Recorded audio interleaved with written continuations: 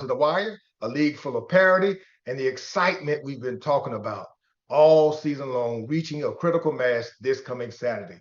So with that, it's time to take our trip around the league and hear from the men leading these programs, our head coaches, as they break down last week's action and look ahead to the final games of the 2025 regular season. Let's kick things off in the nation's capital, Washington, D.C., where Howard University's head coach Larry Scott is standing by. Good morning to you, Coach Scott. Good morning, Lynn. How we doing? Doing good. I see you repping the purple and gold this morning. Yeah, I'd be remiss if I didn't start out by saying Happy Founders Day to the men of Omega Psi Phi Fraternity Incorporated. So it is a special day. Congratulations. Congratulations. Coach, you know, it's been a tough year for the Bison this Saturday for a while, though. It truly looked like you had designed the perfect game plan to stop Del State in their ground attack. But 3 turnovers, only 48 yards on the ground, and 13 penalties for over 100 yards simply was too much to overcome in a 26-13 loss. Tell us about it from your point of view.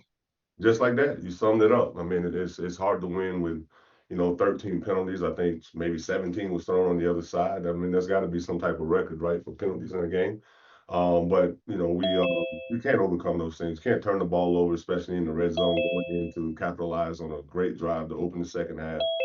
We take the ball all the way down and we turn it over for not only just a turnover, but for an interception and a touchdown.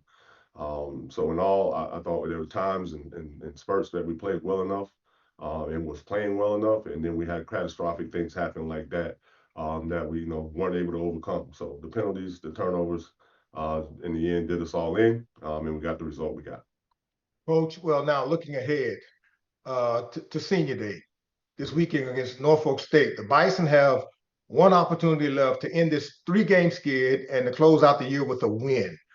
From your point of view as the head coach, do you begin now to focus on sending a message about next year's team, or do you pay tribute to the seniors who've suited up and done so much for your program and your university?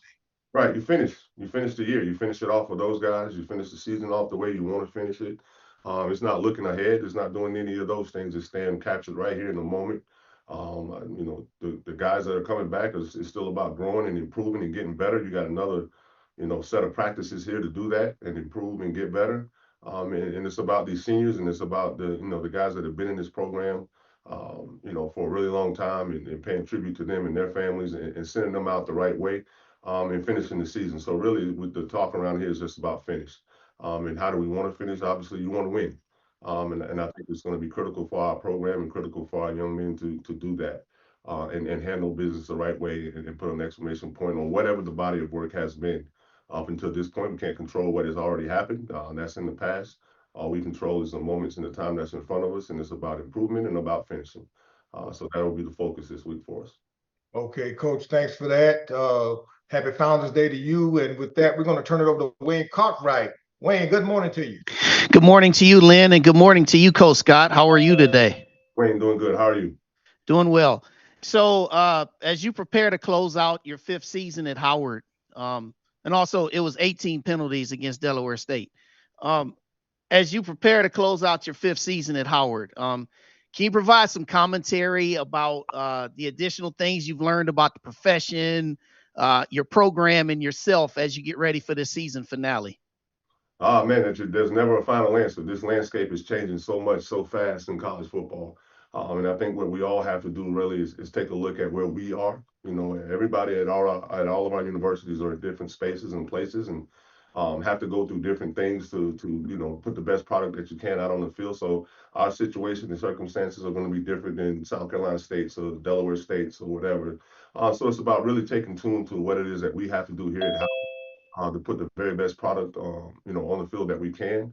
And keep the main thing the main thing. In this new landscape, we cannot let things like the education and the importance of obtaining your degree and finishing school and doing things the right way in that area too as well. We have to, work on, things like the NIL and the way that it's moving in that play, whether you're going to be paid for play or, incentive-based program and those things. We have to move into the next stratus, the next evolution of what college football is becoming on every level. And like I always say, multiple things can be true at the same time, and a lot of things are have to be put in order and have to be improved, and growth has to happen in all areas to see the improvement we want to see on the field. It also has to happen in a lot of areas around your program, whether that's facility improvements, whether that's design about how we're attacking academically and those things, name, image, and likeness, and all of those things. So there's a lot of work to be done for us in our program and how we do things. But I think as you learn and you grow through the years, so you start to understand that your off season takes on another whole life of itself too. Not only are you trying to improve, get bigger, stronger, and faster, but you have to build infrastructure. You have to go to work on what that looks like for you and your university and your program, as far as making those improvements too. Whether that's capital campaigns or growing in other areas, but there's a lot of work to be done far before you get in between the white lines and call a play or play a defense or do any of those things. So there's a lot of work to be done in a lot of areas. And I think that's what I've learned, through the evolution of this and going into year 5 of a true football season. And now going into year 6 is all the work that really has to be done on the other side of just the X's and the O's that we must attack and have a plan for and get busy with right away, right in December. I appreciate the answer, Coach, and I appreciate you as always. Good luck this week in your finale. Thanks, Wayne. Appreciate it. Right. Thank you for that, Coach. Your next question comes from Chris Stevens from HBCU Sports. Good morning to you, Chris. Good morning, Lyndon. Good morning, Coach. How you doing? Good morning, Chris. How are you? Pretty good. You've won MEAC championships, and you've been to Celebration Bowl with this group of seniors that you're going to be saying goodbye to on Saturday. Has the sentimental level started to kick in with you yet, knowing that you're going to be walking with these guys with their parents on the field for that final time and just being able to send them off into adulthood the right way? Yeah, I mean, obviously it does. I mean, that's the whole thing, right? This is human connection. You don't do this just for football. You get to know these young men inside and out. You spend a lot of time with them. You hope that you've made an impact on the 4 or 5 years that they've been here and left something with them that they can take on into this ever-changing real world that they can lean back on and fall back on. I tell them all the time, you don't rise to the occasion. You fall back on how you've been built. You fall back on your training and hopefully something that they've learned here over the course of the last 4 or 5 years will be something that they can lean in on later on in their lives as they build and start businesses or move on into whatever the next chapter holds for them.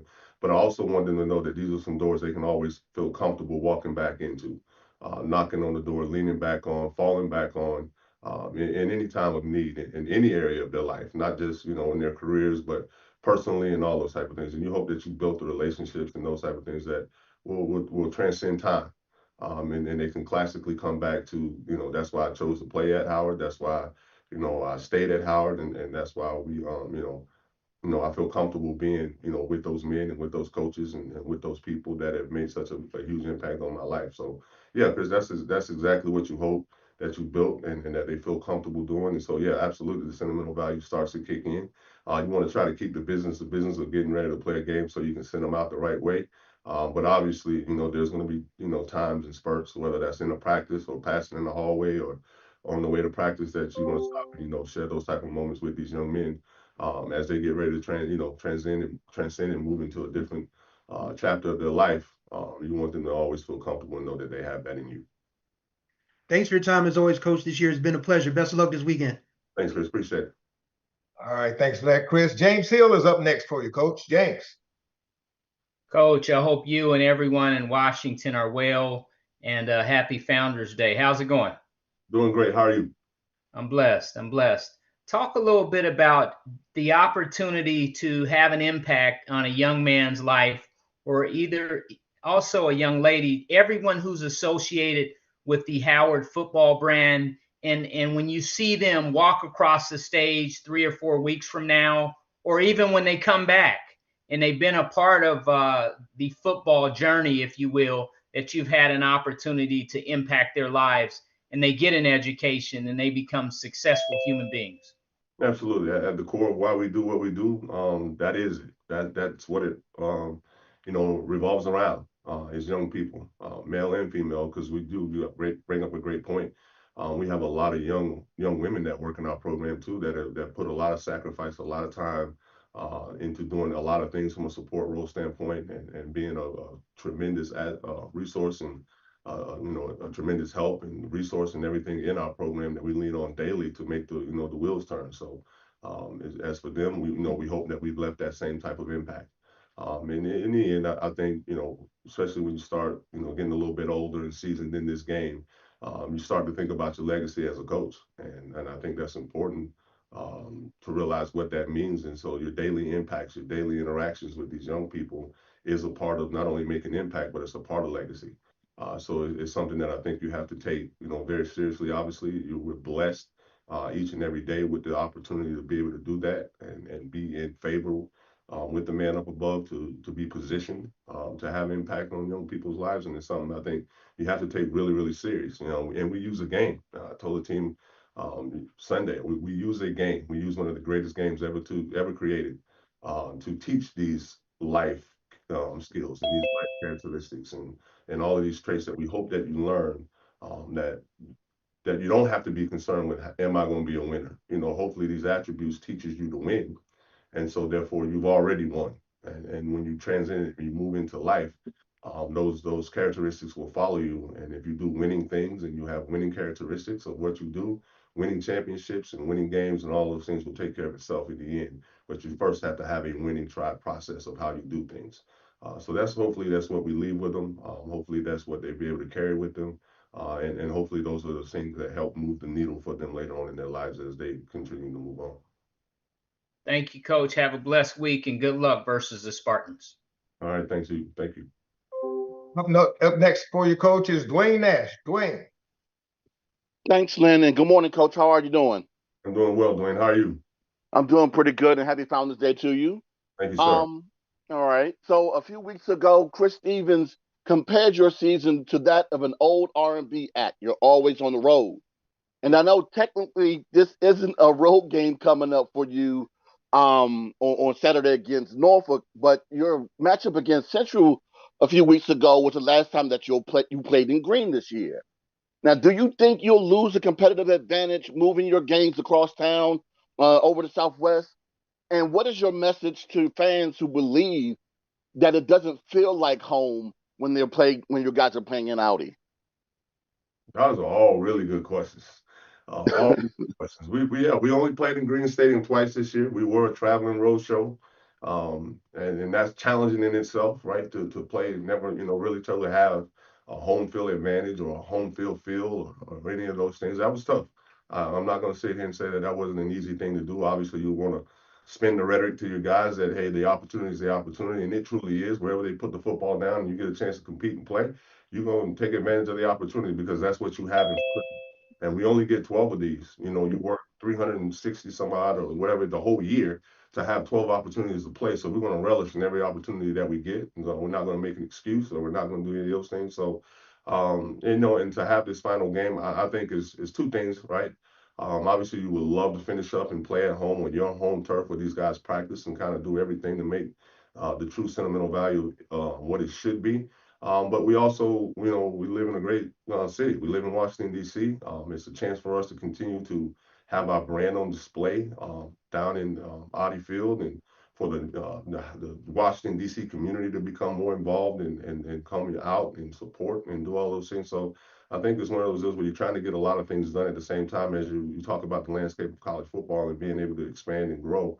I think a lot of that work for us comes with, too, making sure that we feel and the people of D.C. feel a part of what we're doing on the football field. And one of the ways to do that is you have to keep reaching out and leaning into them and spreading your brand into the communities and different things like that. So, again, like I said, started the whole conversation with infrastructurally and, community-wise and growing the brand of football in this area and becoming one to be DC's football team in college football.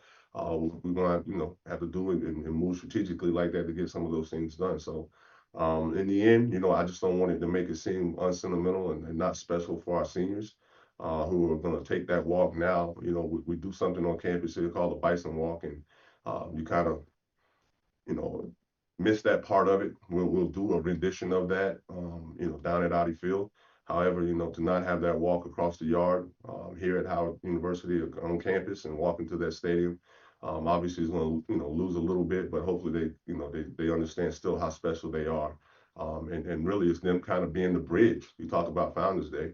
them being a bridge to, moving this program into this next era of what it really truly takes to grow in this football landscape right now. All right, thanks for that answer, Coach, and good luck this weekend. And hopefully, I look forward to seeing you during the basketball season on campus. Absolutely, appreciate it, bro. All right, thanks. Okay, Coach, just a handful more questions. This one comes from Doc Holliday. Good morning to you, Doc. Good morning, Lynn. Good morning, Coach Scott. Doc Holliday, HBCU Overdrive. Doc.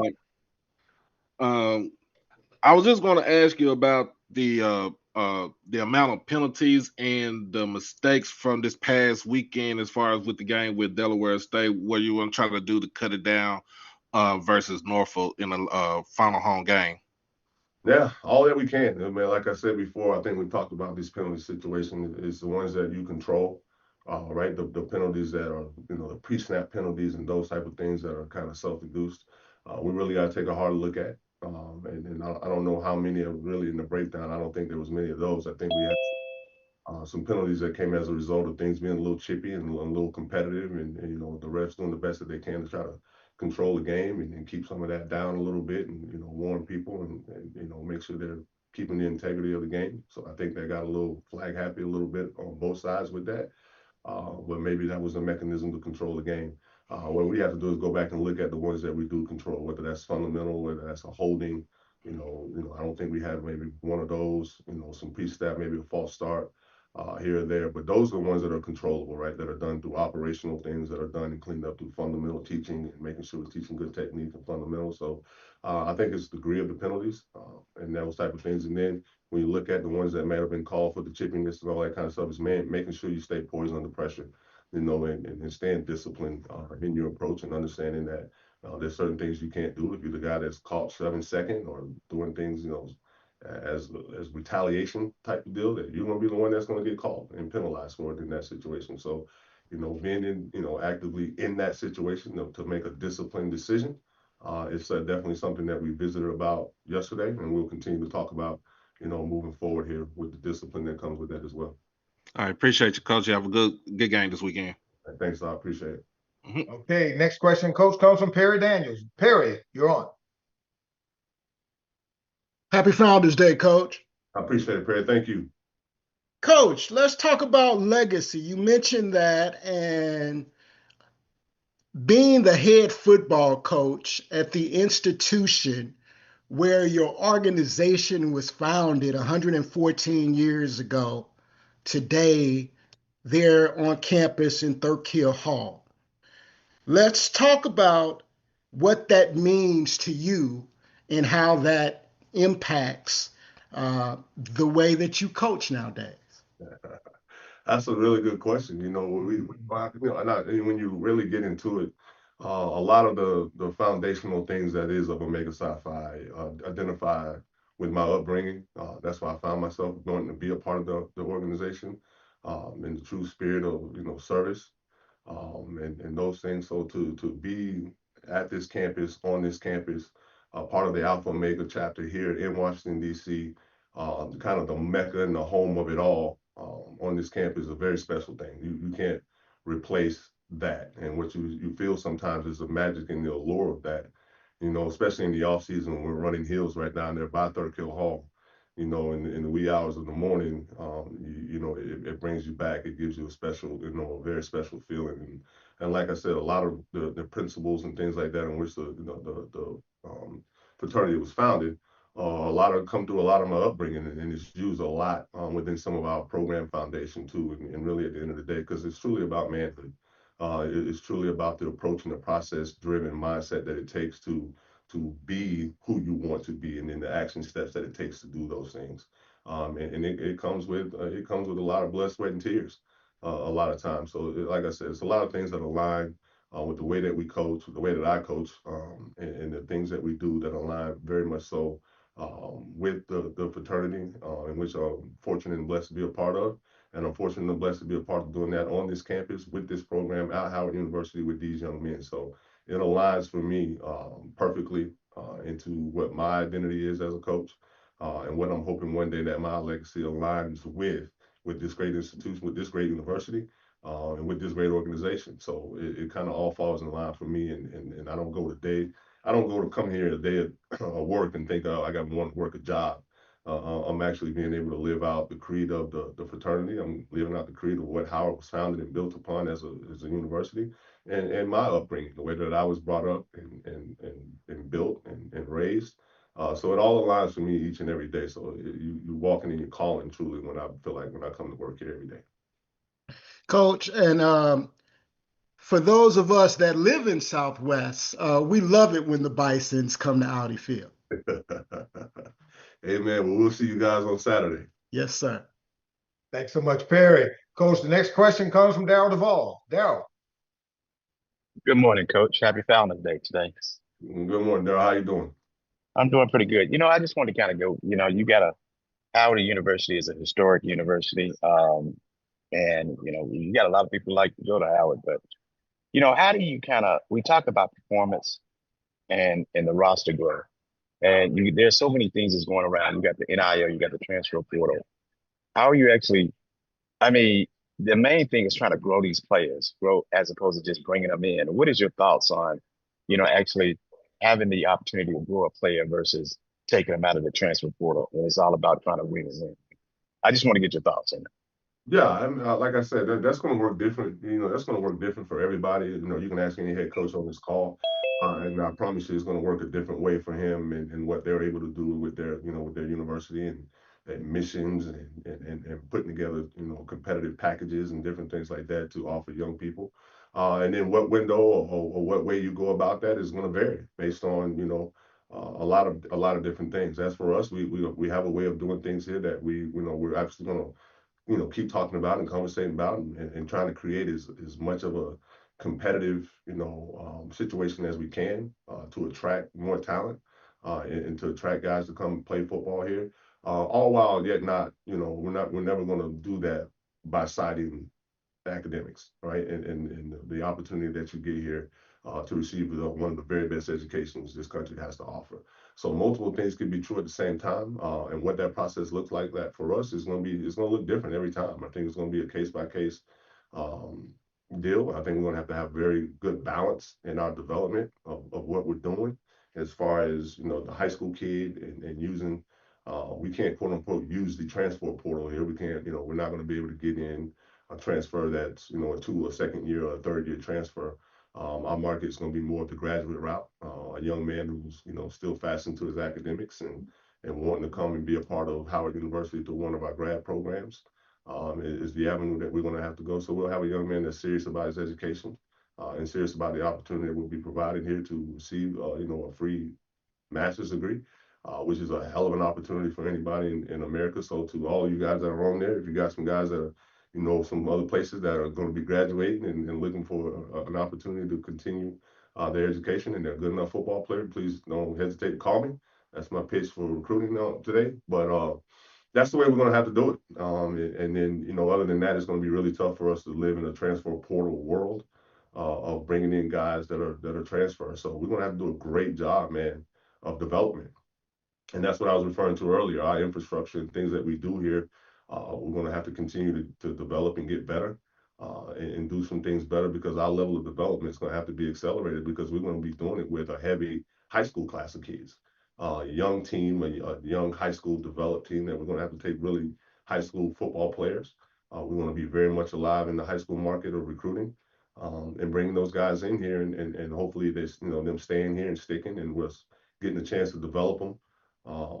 Physically, mentally, spiritually, and all the ways that we have to do that, and then kind of extenuating around the grad transfer world of bringing guys in here. So our way is going to look a little different than most, and that's something that we're going to have to embrace here, put our arms around, and put a competitive product on the field each and every year, and we can do that, and we will do that.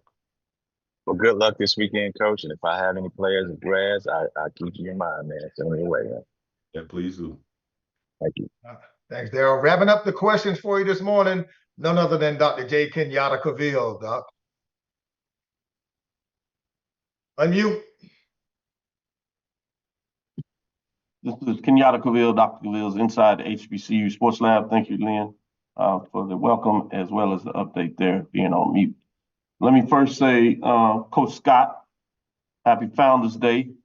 Generally, I would have some comments to go back, but this is public, and this is your day, along with all your brothers. So certainly, in all seriousness and collegiality, definitely happy Founders Day. You deserve to have a great smile on your face to celebrate this momentous occasion.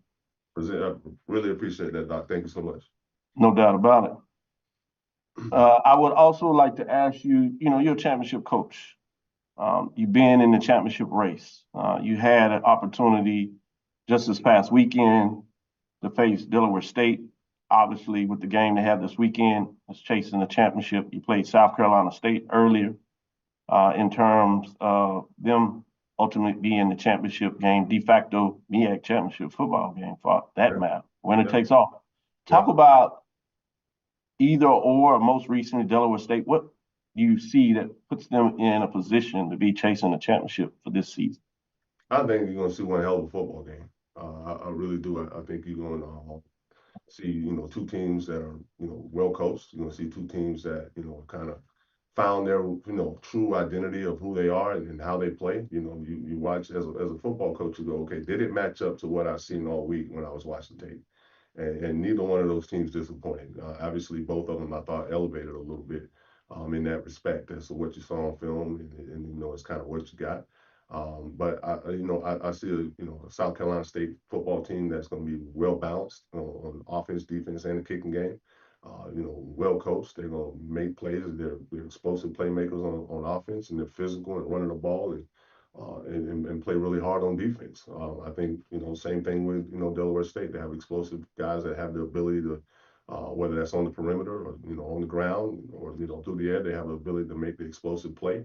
And they play physical on defense, and they're running the football and do all those things. So I think we're going to all be tuned in and tuned up to a really good football game that's going to produce a champion that will come out of this conference that's going to be really, really competitive, down the road in the Celebration Bowl. So good luck to both of those guys. And obviously, they both deserve to be where they are. They've handled the business they needed to handle, on the field and those things. So at the end of the day, as coaches, you tip your hat to to both those men and wish them the best of luck. And obviously, may the best team win. But I think after playing them both and watching them both, you're going to get a really good football game. Thank you, Coach, for that insight. Good luck in your game this weekend. And appreciate you sharing those insights, so we'll have a way to look at the game differently. Really appreciate it. Thanks, Doc. All right. Thanks for those questions, Coach. I want to say thank you all season long for coming in and sharing your insight from your perch as the head coach of the Bison. We wish you nothing but great recruiting on the season, a great off season, building this program up, and we'll catch you again soon. And I'm sure I'll see you many times in the next couple of weeks. So thanks so much, Coach. And for those of you, Howard's they're going to be at home this weekend. They're going to host for Senior Day at Norfolk State, Saturday, November 22nd, Audi Field in DC at 3:30 p.m. kickoff on ESPN+. Let's now go down to Durham, North Carolina, have a chat with head football coach Trey Oliver of the North Carolina Central Eagles. Good morning to you, Coach. Good morning, Lynn. How are you? Doing fine, Coach, doing fine. I mean, Friday night in Durham had all the elements you look for in a championship contest. Great crowd, big defensive plays, surprise onside kick, an exciting comeback, a pick six, and more. And in a game where the Bulldogs had the ball almost 13 more minutes than the Eagles, it took a rushing TD by the Bulldogs with less than 2 minutes ago to really break open a 27-all tie to make the difference. What were the keys to this outcome in your view? Well, I think that was the biggest thing was time of possession. They got off to a quick start and hit us with the onside kick. I thought the ball was touched before it went 10 yards, but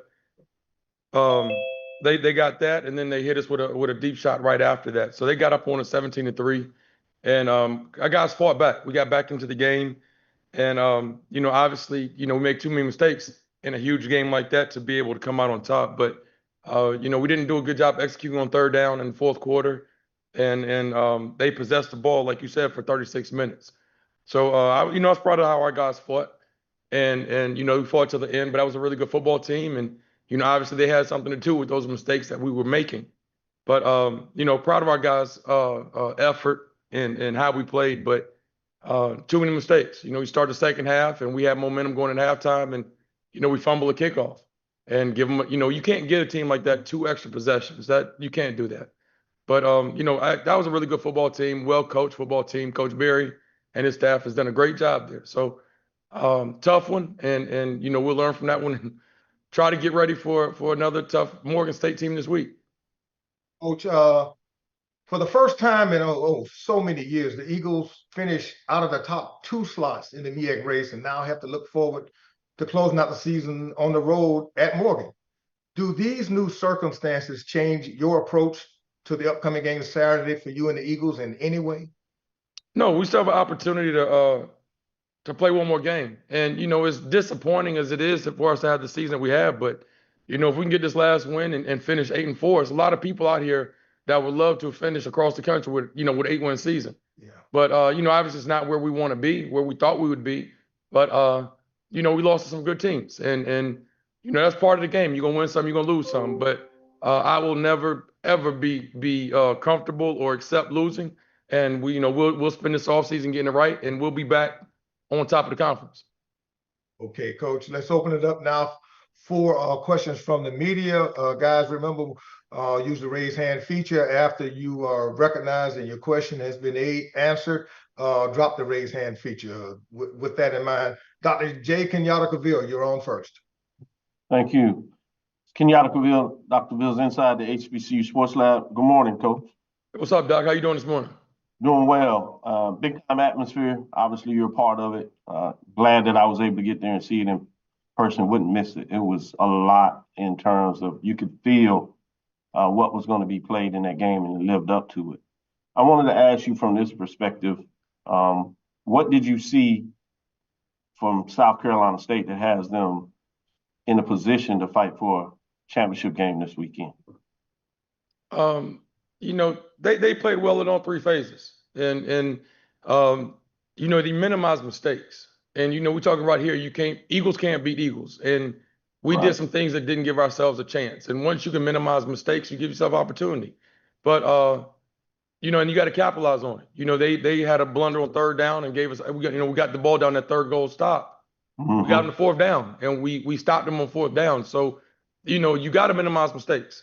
And that's what it's all about. Simple as that. And we made too many mistakes to be able to beat a good football team. Great point, Coach. Look forward to the offseason and talking with you as you push forward for this last game. Take care. Thanks for your coverage. Thanks for that, Doc. Wayne Cartwright, you're on. Hey, Coach Oliver. Can you share what you said to the team after the game Friday night, and then also what lasting impact would finishing this season with a win have for you and the program moving forward? Well, I told the guys I appreciated and I applaud their effort. I thought our guys fought, and even when we had our backs against the wall, we were down 17-3 in the first quarter. Our guys fought, and that's what it's all about. And it's a learning experience. We got to play better. And like I told them, we lost to a good football team. Keep your heads up, and I still love you guys. But again, we haven't been here in a minute, but like 8 wins is still a good season. It's all, but we want to win championships without a doubt. But we lost a couple this year, unfortunately. But we'll work and we'll learn from it. We'll grow in this offseason, and we'll work to get better. Coach, I appreciate you all season. You're a class individual and a really great coach. So best of luck this Saturday in Morgan. Yep, thank you. Next coach is James Hill. Hey, Coach, I hope you and everyone on campus are well. How's it going this morning? We hanging in there, James. Been a rough week, but we hanging in there. I feel you. Talk a little bit about your Eagles as you get ready to go play Morgan, what you would like to happen in that game coming up, and what you see on tape from Morgan so far, and then the opportunity. Guys are about to graduate, your senior group. Yeah, what I'd like to see us finish what we started. I would like to go out and play our best game of the year. That's always my challenge to my guys. And we have a lot to play for. The season's not over with. I'm excited to go coach one more time. And my players are gonna be excited to go up here and take on Morgan State. What have we seen from him? I I saw this quarterback they have. This kid looked like Randall Cunningham, running all over the place and strong arm, and he's elusive. I think they have they got a blue collar team, and their running back is a gritty type downhill running back, and they're big and nasty up front. Defensively, still early on with that film, but they're athletic. I love their linebacker number 40. He's an outstanding player, and they got good length in the secondary. So Coach Wilson's a great coach, and he's gonna have them guys like he does every week ready to roll. And they've been in just about every game this year. So a lot of parity in the conference, and if you look at the scores, a lot of them are one possession, two possession games. So we have to play well this weekend. Thank you, Coach. Always a pleasure. Good luck again this weekend. Yep, thank you. Up next, Coach, from HBCU Sports, Chris Stevens. Thanks, Lynn. Good morning, Coach. How are you? I'm well, Chris. How you doing this morning? Pretty good. You've been able to have a lot of success, with this senior class, and just being able to, have this one last ride with them, as you say. Has there been a level of sentimentalness that has kicked in for you yet, or has it just been, keeping a tunnel focus on trying to just finish the season strong? Well, I appreciate my guys, and I think that's something I don't just wait till the end of the season or those guys to be graduating to show my appreciation and all that stuff. I love these dudes, and this senior class has won a whole lot of football games, And, I'm appreciative of them for what they've done for this university. Me being an alum, I'm very much appreciative of what they've done. As far as our culture here, they pushed that, they've embraced that. And, it's some really good guys in this program. For what they've done academically, both on and off the field, it's incredible to see these guys grow up. And they're going to be very successful in whatever, they decide to do after football's over with. But I'm appreciative of them. And I wish we could have got those seniors their last win on O'Kelly Riddick Field. But like I said, we got one more opportunity to play this weekend, and we really want to send those guys out the right way.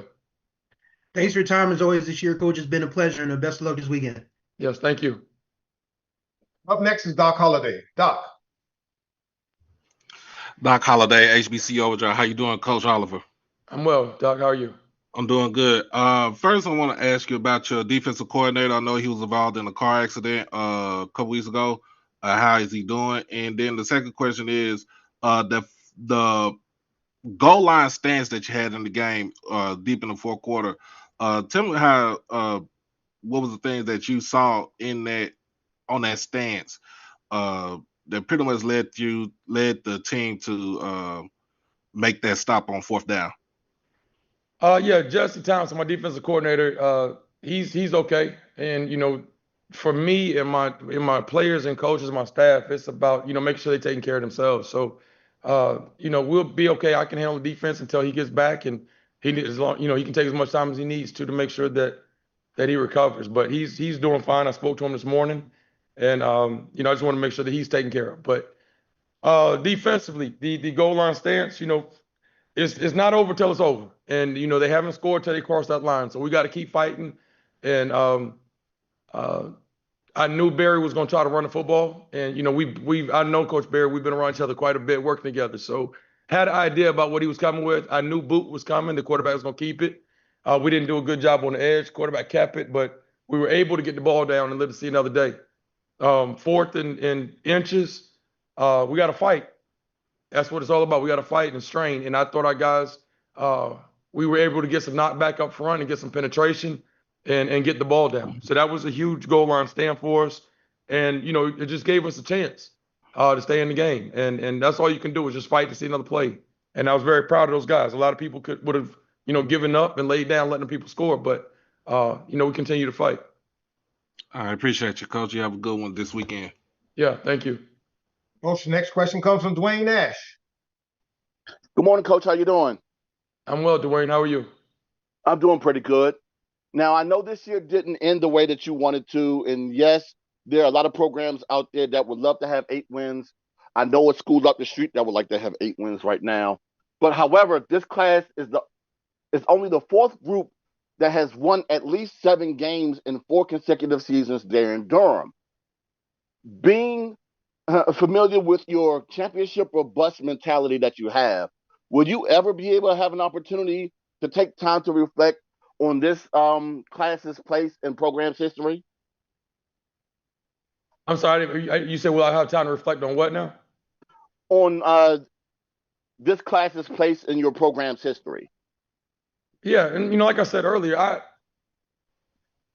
I'm appreciative for these guys, and we want to win championships, but then it's about developing young men, and I think we do a great job here of developing young men and getting prepared for life. And like I said, this class has been successful, and they've had some huge wins. Non-conference wins been outstanding. Opportunity to win the Celebration Bowl. So we have a lot of memories here, and like I said, it didn't end like we wanted it to, but these guys, they're not gonna hang their head. And we're not going to be apologetic for this season. I'm pleased with my group. I'm proud of how we fought. We had, a bunch of injuries and we had some adversity we had to face. And this weekend, there was a whole lot of adversity going on this weekend. Folks don't even understand. But I'm proud of these guys, and they fought and gave me and this university all they had. All right, thanks so much, Coach. Good luck this week up in Baltimore. Yep, thanks. Coach, just a few more coming from Darryl Duvall. Darryl. Good morning, Coach. How you doing today? I need to ask that still, man. I'm well, Darryl. How are you? I'm doing pretty good. It's a nice day. I just want to kind of reflect on.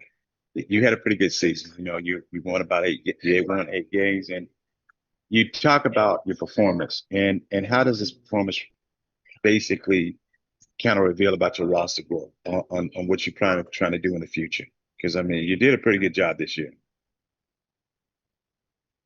Yeah, we gotta do a better job of everything. We gotta improve. I gotta do a better job of getting these guys in position to make plays. We gotta obviously, always bring in more talent and recruit. But coaching is not hard, and sometimes we make it harder than what it is. A game like Saturday, you have a game plan and you think you can attack folks. But I think offensively we should have looked at more players, obviously, than plays. Schematically, we thought things were there that we could take advantage of. But at the end of the day, you got to get your playmakers the ball. And I didn't think that Chauncey Spikes probably should have touched the ball more in that fourth quarter. And we should have probably tried to go to some other folks. But I gotta improve this offseason and give these guys more. I think that's going to be huge for me. I got to get these guys rolling.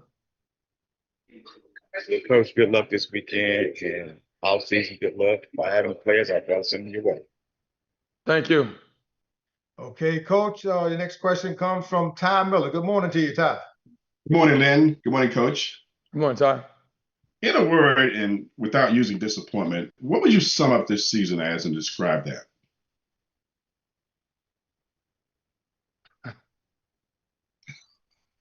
Oh, in a word. I don't know. And you tell me what words I can't use. It's like Scrabble and you take half the letters out the thing, man. I don't know, man. That's a good one. Okay. Tough. It was a tough season. Okay, I'll take that. Thank you. All right, Coach, your final question comes from Brandon King. Brandon.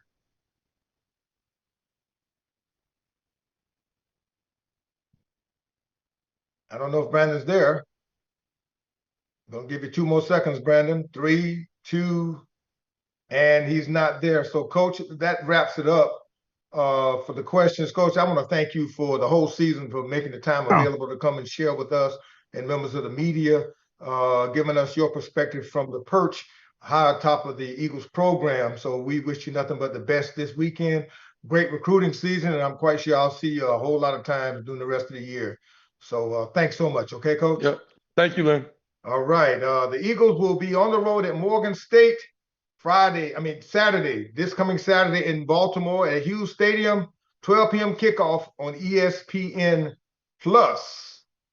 Let's go on over to Dover, Delaware. Our next interview is with Delaware State's head coach, Deshaun Jackson. Good morning to you, Coach Jackson. Good morning, Lynn. How you doing? Doing good, Coach. Man, that was a lot on the line this past Saturday when Howard came calling. A team that seemingly had the Hornets' number in recent years, but your defense came up with 3 turnovers, including a pick 6, and the offense regained its momentum. This could have been a trap game, so to speak. But tell us about it from your point of view. We talked about it. Excuse my voice too. I lost my voice on Saturday, out there yelling and stuff. But we talked about this. Every game, from here on out is going to be a trap game, and we can't never fall into those traps. We always say, each and every team we play, we're going to get their best shot. We was top of the conference, and Howard's coming in. Obviously, he's been a powerhouse. They've won championships as well too. Larry Scott's done a great job with them, but we just we allowed them to give us a tough fight, and they did a good job. Obviously, it was good to get out of there with a win, though. Yeah, Coach. Now you're set to host the championship game this Saturday at home against South Carolina State in a winner-take-all and gets the crown and Celebration Bowl scenario. How does the Hornet Nation feel about it? But more importantly, what does your team feel about it, and what will it take to get it done? I mean, we feel great about it. We set ourselves up in great position to be where we're at. I feel like it's definitely deserving the work we've put in and what we've been able to go out there and accomplish in a short span of time. Huge opportunity. We all know what's riding on this game, and this one's for all the marbles. So we'll be prepared. We'll be ready to go. It's going to be a tough battle, like they all are, right? But we'll be prepared and we'll be ready to go, man. We're up for it for sure. Okay, Coach. I hope your voice holds up for these next line of questions, and they start now with the first one coming from your friend Doc Holliday. Doc Holliday, HBC Overdrive. How you doing, Coach Jackson? I'm blessed. How you doing? I'm doing good. I know a lot of people are going to talk about the comments that you made on the podcast, but we're not going to get into that right there. I want to talk about the amount of penalties in the game from Saturday against Howard. 18 penalties. What do you try to do to try to minimize those, especially for this game, which is actually for the MEAC championship against South Carolina State, and to stay disciplined? I mean, we just got to go out and play our style of football, man. Be physical, be violent, and do whatever we can do to win a football game.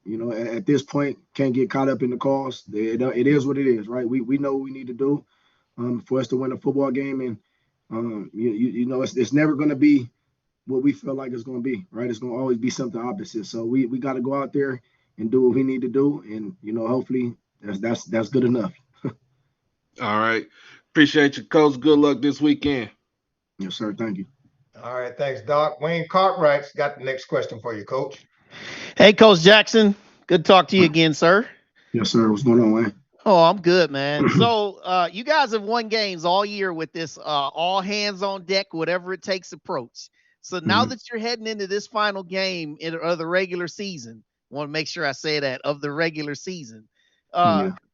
What are you guys as a staff doing to help your team manage the emotions of the moment at hand? I mean, this team is a very confident team. We talked about it all year, what we wanted to do, and we wanted to be special, we wanted to be different.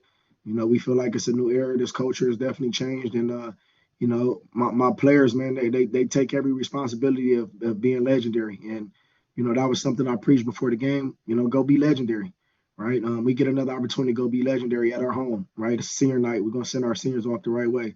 We know about this South Carolina team. Obviously, they've been the big dogs. They beat us up pretty good last year as well, too. So, I think all these young men on this team, they have a short-term memory, but they don't forget as well, too. And, it's a lot riding on it. And I know we put ourselves in a great position to be where we're at. So I can promise you this. They'll be well prepared and they'll be ready to go, and we're going to compete at a high level.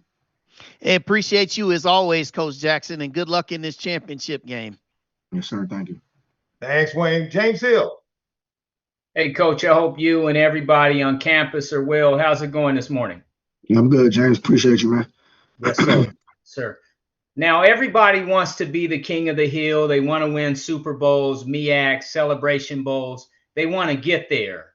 But it's all about the journey. Can you talk a little bit about what molds the young men and just the process, as it were, as you build this team up and you guys are on the brink of doing something special? But just talk about the process guys have to put in the work. Yeah, the process, man. You gotta fall in love with the grind. You can't get bored with the grind. It's a point in the saying that I always say, man. To be elite and to be legendary and special, man, you got to do things that you're not comfortable with doing. And I think my team, my group of men, we fell in love with the grind. We fell in love with the struggle. We fell in love with being uncomfortable. because if we feel like you put us in any predicament, any situation, we'll come out on top and come out swinging. That just shows the contest to these young men and their mentality and their mindset every game, every opportunity we get. So, as a head coach, man, it's a great feeling to see your guys work as hard as they work and for them to have the success on game days, man. So it's transitioning. They're believing, they bought in. And like I said, they love the grind. Thank you, Coach. Have another blessed week, and we look forward to covering you in the future and seeing this whole thing play out. Have a blessed week. Yes, sir. Thank you, James. Okay, on to Perry Daniels with the next question. Congratulations, Coach Jackson. Thank you, Perry. Appreciate you, man. Coach, by all measures, win or lose this Saturday, you have done a phenomenal job at coaching this football team. Inevitably, what happens is your name becomes mentioned as candidates for possible head coaching jobs for bigger institutions. Can you talk about your aspirations as a head football coach? Yeah. In all honesty, man, I'm very focused where I'm present at, where my feet is. And, that's my message to my team as well. Be always present, be feet on land. And, we can't really get too caught up in the, what people are saying or, what's the chaos of the noise. As far as aspirations, obviously, I would love to, take it bigger if I could. I think that's everybody's dream and everybody's envision as well, too. But I'm definitely appreciative of this opportunity where I'm at. HBCUs, gonna always hold a special place in my heart. If my destiny and my road is somewhere, who knows? Hey, man, we'll get to that when that time's being. But right now, man, like I said, I'm just excited about where we're at, what we've accomplished very, very, very fast. When I was hired, the first portal was closed, obviously, so we wasn't even really able to get a good group of guys from that first portal. We had to wait into the second portal, and we had to, build up the men that was already here. So I think it just contests to, all our coaching efforts, our challenges we're faced with. The resources they are what they are. You can't complain about them. You just gotta find ways to, build it up and do the best you can with the circumstances. And I credit a lot of people that support me as well too. I got a lot of relationships over my career. And, I got some big time people that kind of was backing me and helped me through this process. So just want to tip my hats off to them without calling names. But, the support is real, and I'm always appreciative to be in this position. Well, thank you, Coach, for sharing your talents with the HBCU world, and good luck to you this weekend. Yes, sir. Thank you, Perry. Thanks, Perry. Next question comes from Darren Zaslow. Darren, good morning. Good morning. Hey, Coach. I was just wondering how you guys have been able to prove the doubters wrong, from being picked to finish last in the MEAC preseason poll to now playing for the MEAC championship. How have you and your team been able to prove really the whole country incorrectly? I know it sounds cliche, man. It's simple with me. I got the same answers, man. It starts with our mindset and our mentality and how resilient we are. The first meeting I had with my players back in January, it goes back to, the principles and intangibles. I feel like when I did my evaluation of this team, let's not forget Delaware State was in 6 games and they lost them. They was up in those 6 games. They was up in the fourth quarter and lost those games in the fourth quarter last year. So just to be honest, in my evaluation, I had enough to deal with. It was a lot of talent here, and I just felt they needed upbringing. They needed love. They needed moral support.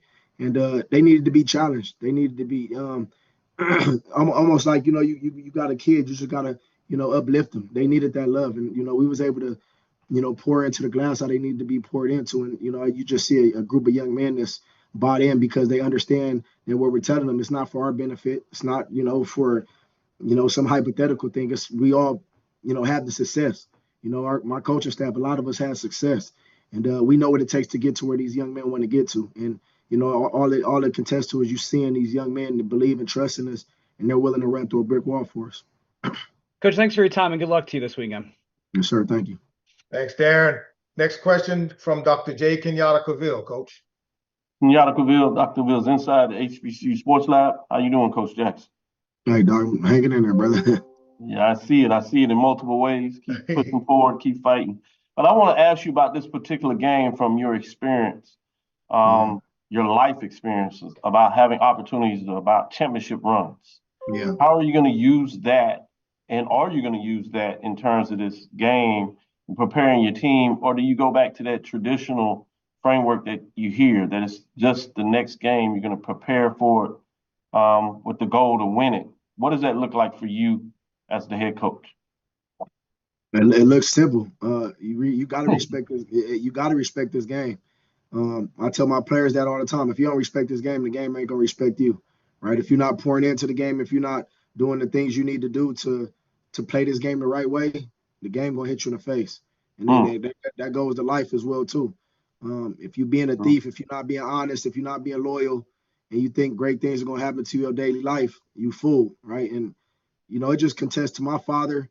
My mentors, my OGs growing up, coming from the block of Los Angeles, I had real ones around me, man, that poured into me. When I wanted to veer off and go to the left, man, they was like, nah, young man, you got talent. You got a bright future. And it's the same position I'm in now. A lot of these young men, they have talents, they have futures. Our youth is our future. And for me, I just want to uplift them and challenge them in the right way, because at any given time, we all been there. We all could go do some bonehead things in a snap of a finger. And what is that going to do? My OGs always told me, end up dead or in jail, so life and football is the characteristics are so much similar. And, I just preach that to my players, man, do the things you need to do, which is going to class, doing, putting the right things in your body, right? Putting the extra work in, right? Becoming a family, right? Leaning on your brother. And, if you guys do that and you guys work together and you build that camaraderie, I mean, it's a special sight. And you guys, that's what you guys are seeing. Thank you for letting us inside for a moment and sharing that with you. Very authentic in terms of getting to understand your framework of how you go about the business. So I appreciate that. And good luck this weekend. Look forward to the matchup. Should be fantastic. Sir. Thank you, Doc. Thank you, Doc. Yes, sir. Darren Duvall, you're on. Good morning, Coach. Hey, how you doing today? I'm good, brother. Hey, first of all, I want to say congratulations on your season. You did a good job first time coaching. From where they were last year and where you are, I mean, you've made Delaware State. I mean, hey, I can't say no more, because people probably coming to the games. I mean, they're talking, and we go back to, the rhetoric of last weekend on the podcast. And how did you deal with that this week in preparing for the game this past weekend, getting up to that game? Well, we said the podcast. What do you mean? I mean, the rhetoric of basically the ESPN. I mean, what everything was saying from that game in the last game last weekend. Yeah. Not this past weekend. Yeah. And my viewings of things, man, like, I played, a lot of football, right? I played at a high level, had a lot of success. So anytime I speak, it's never to disrespect the game. I respect the game of football. I respect, the position it's put me in. My career has took me a long journey. I just speak off of my experience and what I've known, what I've been through. Obviously, this is my first year coaching, but it doesn't take away from, the years I had of success playing. I transitioned over from playing to coaching, and a lot of principles I have are installed in the same way. So when I view things, I just go off of opinion. As a man, you have a right to your opinion. It's never to call anybody out, never to talk my view and my opinion on things. But coming into this game, obviously we knew the obstacles. We knew it was going to be another roadblock, a blink in the roadblock, and we just got to get our own way. We can't beat the other team and ourselves. You know what I'm saying? So as long as we understand that and we get out our own way, the sky's the limits for this team. Well, hey, man, I just want to say good luck this weekend. I will be looking at that game, even though I'd be in another city, but I will be doing it on the video, and I can't wait to see you. But again, you've had a good season, and you should be, pat yourself on the back, because you did a good job this first season. The work ain't done. We appreciate it, Daryl. You welcome. Yes, sir. Andy Walter, good morning. Good morning. Hey, Coach, how are you? Hey, Andy, I'm good. How you doing? All right. Hey, you obviously played in a lot of big games yourself as a player. Anything from those experiences you'll share with your guys about, getting ready and being their best in a big stage like this? Yeah, I mean, I think the guys understand it at this point. it's every week, it's like you repeating it. It's getting repetitive, week in and week out. We just have to take care of our responsibility. We have to get on our own way. And it's just another opportunity to go out there and do something special that, I think all these young men are up for the challenge. It'll be a great one. We're playing a great team. Like I said, won this conference last year. They do nothing but great things over there. So it's never about anybody else. It's always about ourselves. We'll respect the game. We'll respect our opponent. But as long as we take care of our responsibility, I think we'll have our way and we'll do what we need to do. Thanks. Yes, sir. Thank you, Andy. Chris Stevens from HBCU Sports, Coach. Thanks, Lynn. Good morning, Coach. How are you? Hey, Chris. What's going on, man? Can't call it. Obviously, this defense has gotten a lot better in recent weeks, and they're probably going to need to be at their best this week because this South Carolina State has a lot of different ways and different athletes that can hit you and hit you where it hurts. Just what's going to be the challenge you feel like for your defense this week going into this game? And our defense is playing hats out. They're playing championship football. For us, we're going to continue to go out there, fly around. Our defense is going to make plays. We're going to rely on our defense. They're going to come up big because I know that's what they do. And, we'll throw challenges at South Carolina State. That's what we have to do for us to win this football game. At the end of the day, we'll detail our workup, we'll prepare, and we'll be ready for them boys to go fly around and do what we need to do for us to win the football game. It's just simple as that. Sounds good. Thanks for your time as always, Coach. Best of luck this weekend. Yes, sir. Thank you. Hey, thanks, Chris. Dwayne Nash, you're on. Thanks, Glenn. Good morning, Coach. How you doing? I'm good. What's going on? Man, I'm good. Regardless of what happens this weekend, your team was still in the season with at least 8 wins, something this program hasn't done in almost 2 decades. However, you kept reminding us early, dating back to the beginning of the season, that you want to remind us that a lot of people have predicted this team to finish at the bottom of the conference. Now, did you and your program envision way back then that you would be on the verge of winning or competing for a title this quickly? All I can say is go back to the interviews, man. Go back to anything you can pick up from back then, even at MEAC conference day. My message and what I deliver has been always the same. I've been very confident in anything I do in life because that's how I've been able to be successful and take me this far in life. So yeah, we definitely we had that mindset, we had that mentality, and we're definitely confident in what we do. Thanks so much, Coach. Good luck this week at home. Yes, sir. Coach, your final question of the morning. Well, we got 2 more, actually. Luke Williams is first. Luke, good morning to you. Hey, good morning, Lynn. Good morning, Coach. Luke Williams from the Black College Sports page. Coach, you've talked about a lot of things that went into your being able to engineer this turnaround. You talked about the OGs. You talked about the people, big people behind you that support you. Yeah. You talked about the transfer portal being closed. What all of us are trying to figure out is what's the magic elixir that has produced 2 1-11 teams to be on the verge of getting a championship. So you haven't talked about your coaching staff, but what I'm really getting at is a plan that you may have had going in. How much before you became coach had you actually prepared to be a coach and had like a plan, like in your hand, say, well, if I get this opportunity, this is what I'm going to do? I always give respect to my coaches and credit to my coaching staff. I think they do a great job. I think, that's what separates, Coach Jack, is because I implemented and put great people around me that's had a lot of, success at this level, obviously at college level or at the NFLs. Either, they played in college at a high level or coached, vice versa, played in the NFL or coached in the NFL at a high level. So, my coaching staff definitely gets the credit, and it just really contests to the obstacles we put in front of ourselves. As far as this plan that I put together, no, I didn't, because I didn't know I was going to be coaching in college football. I was happily coaching in high school, and I was doing a great job at it. And to ever say I could have predicted me to be here where I'm at right now, I could have never predicted this. So it's just God's work. At the end of the day, that's just me, who I am, how I grew up, how I was raised, the men around me, and just my career as well too. I was an underdog. People didn't believe in me, and I had to go into the NFL at 5'9", 165, soaking wet. And, I had a hell of a career doing it. One of the best deep threats to ever play this game. So, I think my success on the field is obviously transition to be a coach as well too, just because the intangibles and the principles I was raised with. So I mean, that's really sums it up. Great job, Coach. Good luck on Saturday. Yes, sir. Thank you. Another question comes from Kevin Tressolini, Coach. Hey, Deshaun, the last couple weeks, opposing defenses have done a nice job, kind of quieting your running game, that's been so good all year. How important is it for you guys to be able to be balanced on Saturday and just kind of look for explosive plays? And that's crazy. You said quiet, man. My running back has 16 carries for 94 yards. We still rushed over 200 yards. It's just y'all saying that because y'all used to seeing us run for 300-400 yards per game. I get it.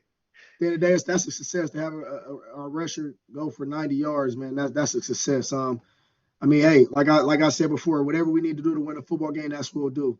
Jaden Sherrick stepped in. He threw for over 140 yards, and that's been some good production that we needed to add to our our offense as well too. Now I just feel like a defense can't just come up and stack the box on us because of that.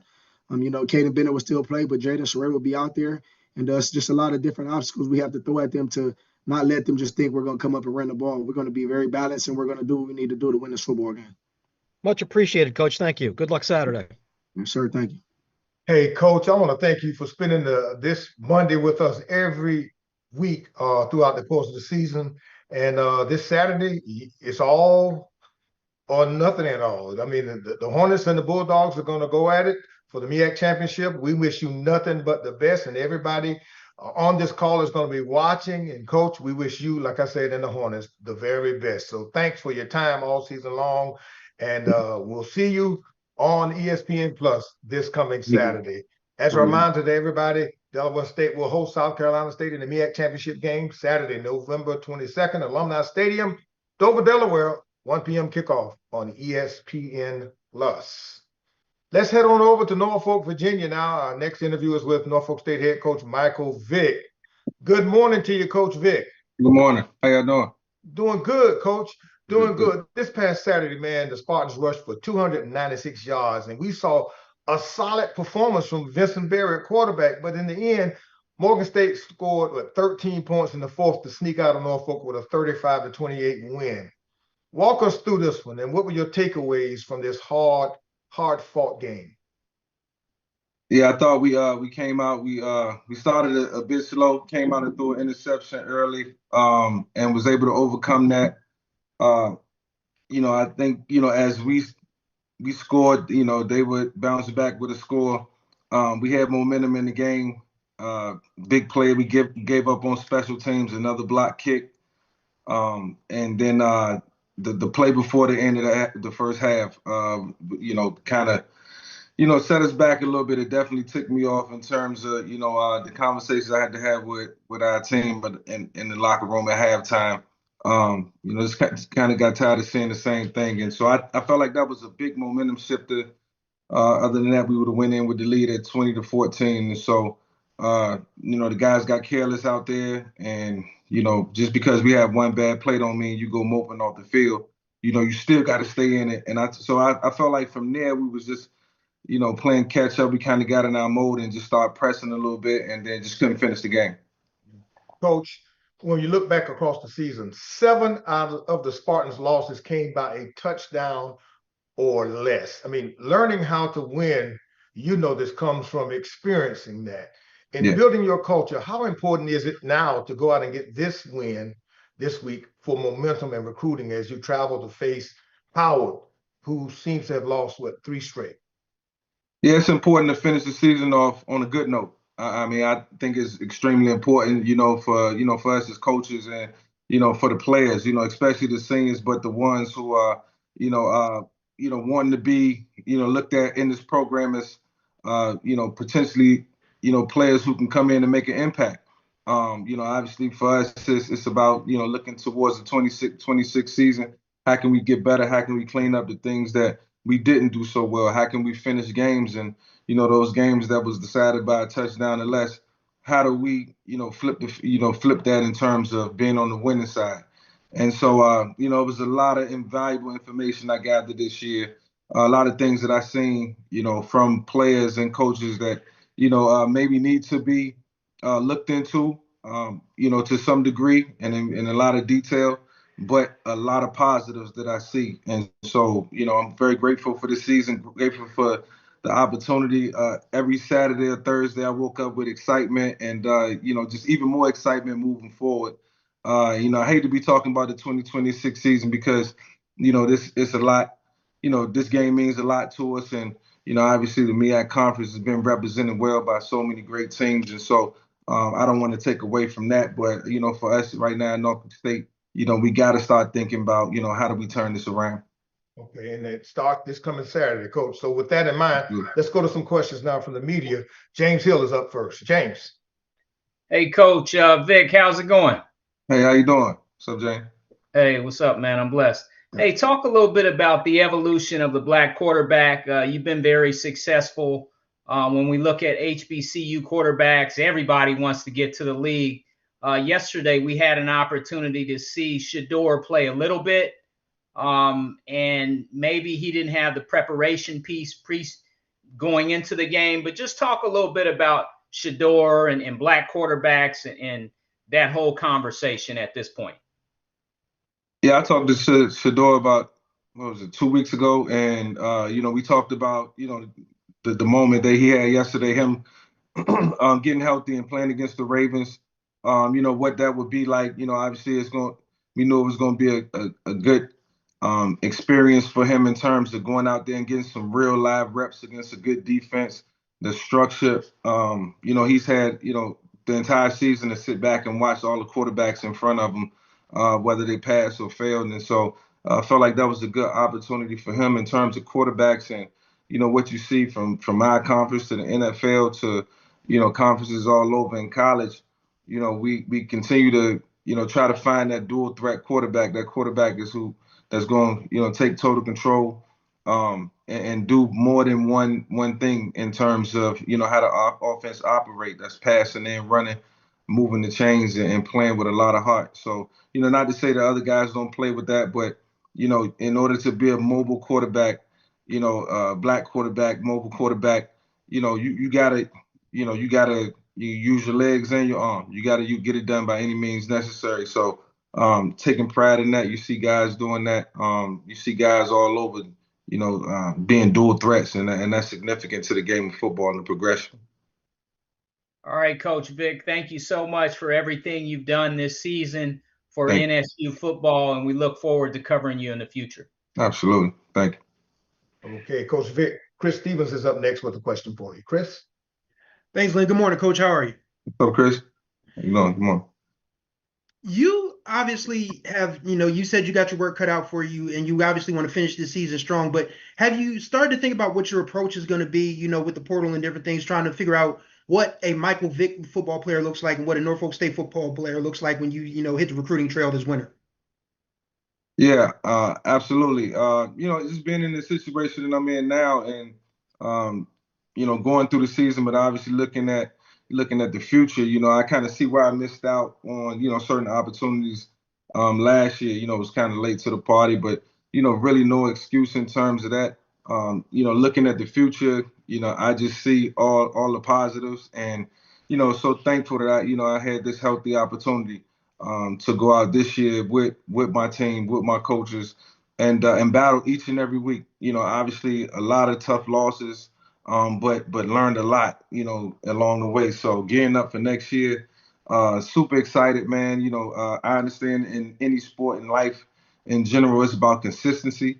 And, that's what I'm searching for now, the consistency, how to create an atmosphere and build a team, with structure and discipline. And it's going to go out and play each and every week and give 110% effort and don't leave any stones unturned. So I'm excited about it. Like I said, I don't want to talk about 2026 in terms of because out of respect to the MEAC and, the teams is about to face off this week in Delaware State and South Carolina State. And just want to continue to rep the MEAC conference the best that I can, man. And, just thankful to be, sitting here talking to you, man. And it's been, even though it hasn't been the prettiest, man, it's still been one hell of a season and I'm my own right. Thank you for your time. As always, this year has been a pleasure and best of luck this weekend. Thank you. All right. The next question for you, Coach, comes from Dr. J. Kenyatta Cozille. Doc. Yeah. Thank you. This is Kenyatta, Dr. Ville's Kenyatta. inside HBCU Sports Lab. How you doing this morning, Coach V? How you doing, Kenyatta? Doing well. Lynn opening up, and I was looking at this well all season following these games, just the challenges with closing out games and how close some of those losses have been, including last week's game, about getting up or not being able to hold on to leads. With that perspective, as Chris alluded to, my colleague there, also about moving forward, and respectfully, you talked about focusing on the now. But as you do that, can you talk a little bit about what you see your team is in terms of being able to be in games, but not just closing them out, and how you're going to seek to change that this weekend about finding a way, putting everything together to try to get a win before you go into the offseason?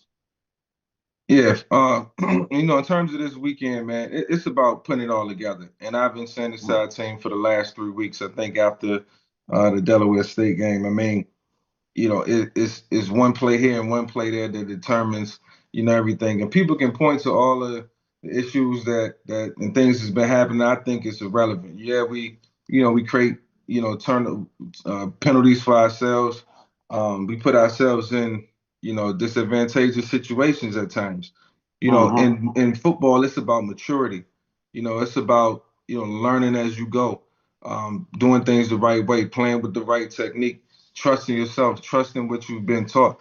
And so the challenge is going to be pushing everybody to the next level, including myself, to do more, to be a part of more. I was very observant this year in terms of what was unfolding before my very eyes, but looked at the whole landscape of our team and just seeing areas where, it's just got to be improvement. And so, coaches, we got to hold ourselves accountable and we got to come back strong. That's all that needs to be said.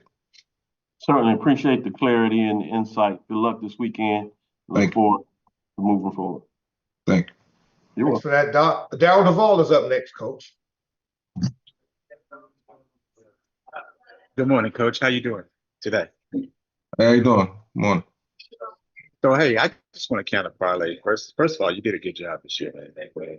Inspiration to what the players are. Inspiration of, kids just don't know who they got as a coach. Yeah. And, going back to having the opportunity to talk to, Shador reaching out to you about what happened, just having the opportunity. So, you go back to, you parlay to, what is your message to your players and building upon that for next season? And then, you talked about it with James and Dr. Kenyatta about, trying to keep away from next season, but still, right now you're building upon that because this is your first year. So what is your thoughts? Yeah, my thoughts, man, and just elaborating on next year, definitely not afraid to do it. Because it's reality and it's what's happening in real time. As far as my mindset, I got to get ahead. Our mindset coming into next year is, doing things the right way, creating a certain discipline and culture that we've created over the last couple of weeks. Obviously, we're losing 30 seniors, so it's going to be an influx of players that's probably going to come in. But coming in with the right attitude, right mindset, that's how I plan to recruit and bring guys in. And, it's a lot of interest right now. The potential is there. I think, we created enough situations to, demand, some of the, some good players that may want to come in and join us. But, it's not just about having good players. It's about, teaching them, and developing them and making sure that they understand our game plan, is comfortable with everything that we're looking to do, and on board with everything off and on the field. And so, I won't say on and off the field. I'm going to start off the field from an academic standpoint to on the field, because it all correlates, it all translates. And so I'm going to be very transparent, in 2026. And, we'll play a different brand of football for sure. Well, hey, Coach, good luck. Coach Vic, good luck this weekend. Thank you. And good luck all season. I'll be hopefully trying to reach out to you, talk to you more about your off-season aspirations. Sir, anytime. Thank you, Darryl. On to you now, Dwayne Nash. Thanks, Lynn. Good morning, Coach. How you doing? Hey, how you doing? Morning, Dwayne. I'm doing all right. Um, I know this year has not gone the way that you would like, but you've been extremely competitive throughout the entire season. My question to you is, what is your biggest takeaway after your first year as a head coach ever? Yeah, I'm very thankful. And I think you said it, man. We've been very competitive. I could think back into the first game of the season versus Townsend, where I was just kind of nervous, but nervous for the players and nervous in terms of what I off season, strength and conditioning, game plan that we put together. If anything was going to work, if we would be a team that just wasn't competitive and couldn't score points or couldn't stop anybody, and I seen that guys bought in. I seen that we was very competitive. Along the way, we had opportunities to win each and every game. I think we was up in every game winning, all but except maybe 3 or 4. So we was always in contention. And we just created a lot of penalties. I think we probably lead the MEAC in penalties. And, that's just going to come with, guys, trusting it and playing with better technique and, not making any excuses along the way and just going out and dominating, because when you dominate, there is no need to throw a flag. And so I think, probably had maybe 30 or 40 personal fouls, that happened this year. I mean, that's just a lot of yardage we gave away in terms of the yardage that was gained. So, I can look at a lot of positives and see where we're headed, but I can also look at the negatives and see why we sit where we sit. So just being real about everything and soaking it all in, taking it all with a grain of salt. Yeah, it's gonna be tough, but in about 2 weeks, things are start to lighten up for me and get into recruiting and get excited about continuing to build this program. So it's a lot to be excited about, and can't wait till next year. All right, Coach. I don't know if I need to wish you good luck in a city where you've only lost once as a professional, but good luck this weekend, Coach. I'll take it. Thank you. Coach, your final question comes from Ty Miller. Ty. Coach Vic, good morning to you. How you doing, man? Hey, good morning, Ty. How you doing? I'm fine. In a word, without using disappointment, can you describe your first season as head coach at Norfolk State? Hold on, say that again. Don't use that word. Don't use the word disappointment, but in a word, describe one word to describe your first season at Norfolk State as head coach and why. Well, I'm glad you said that, because I probably would have used that word, because I'm a realist, and when it comes to football, and when I look back on things, it maybe was some things that I would have done better, but some decisions may jeopardize, everything. And so, I've been, able to hang in there each and every week emotionally. And I tell my team all the time, football is very emotional, and it takes me a while, even with a win to get over it. It may take a day or two. It's not till you get back to practice that things get back to normal. So, obviously, upset that things didn't go the way we wanted it to go. We had high expectations coming into the season.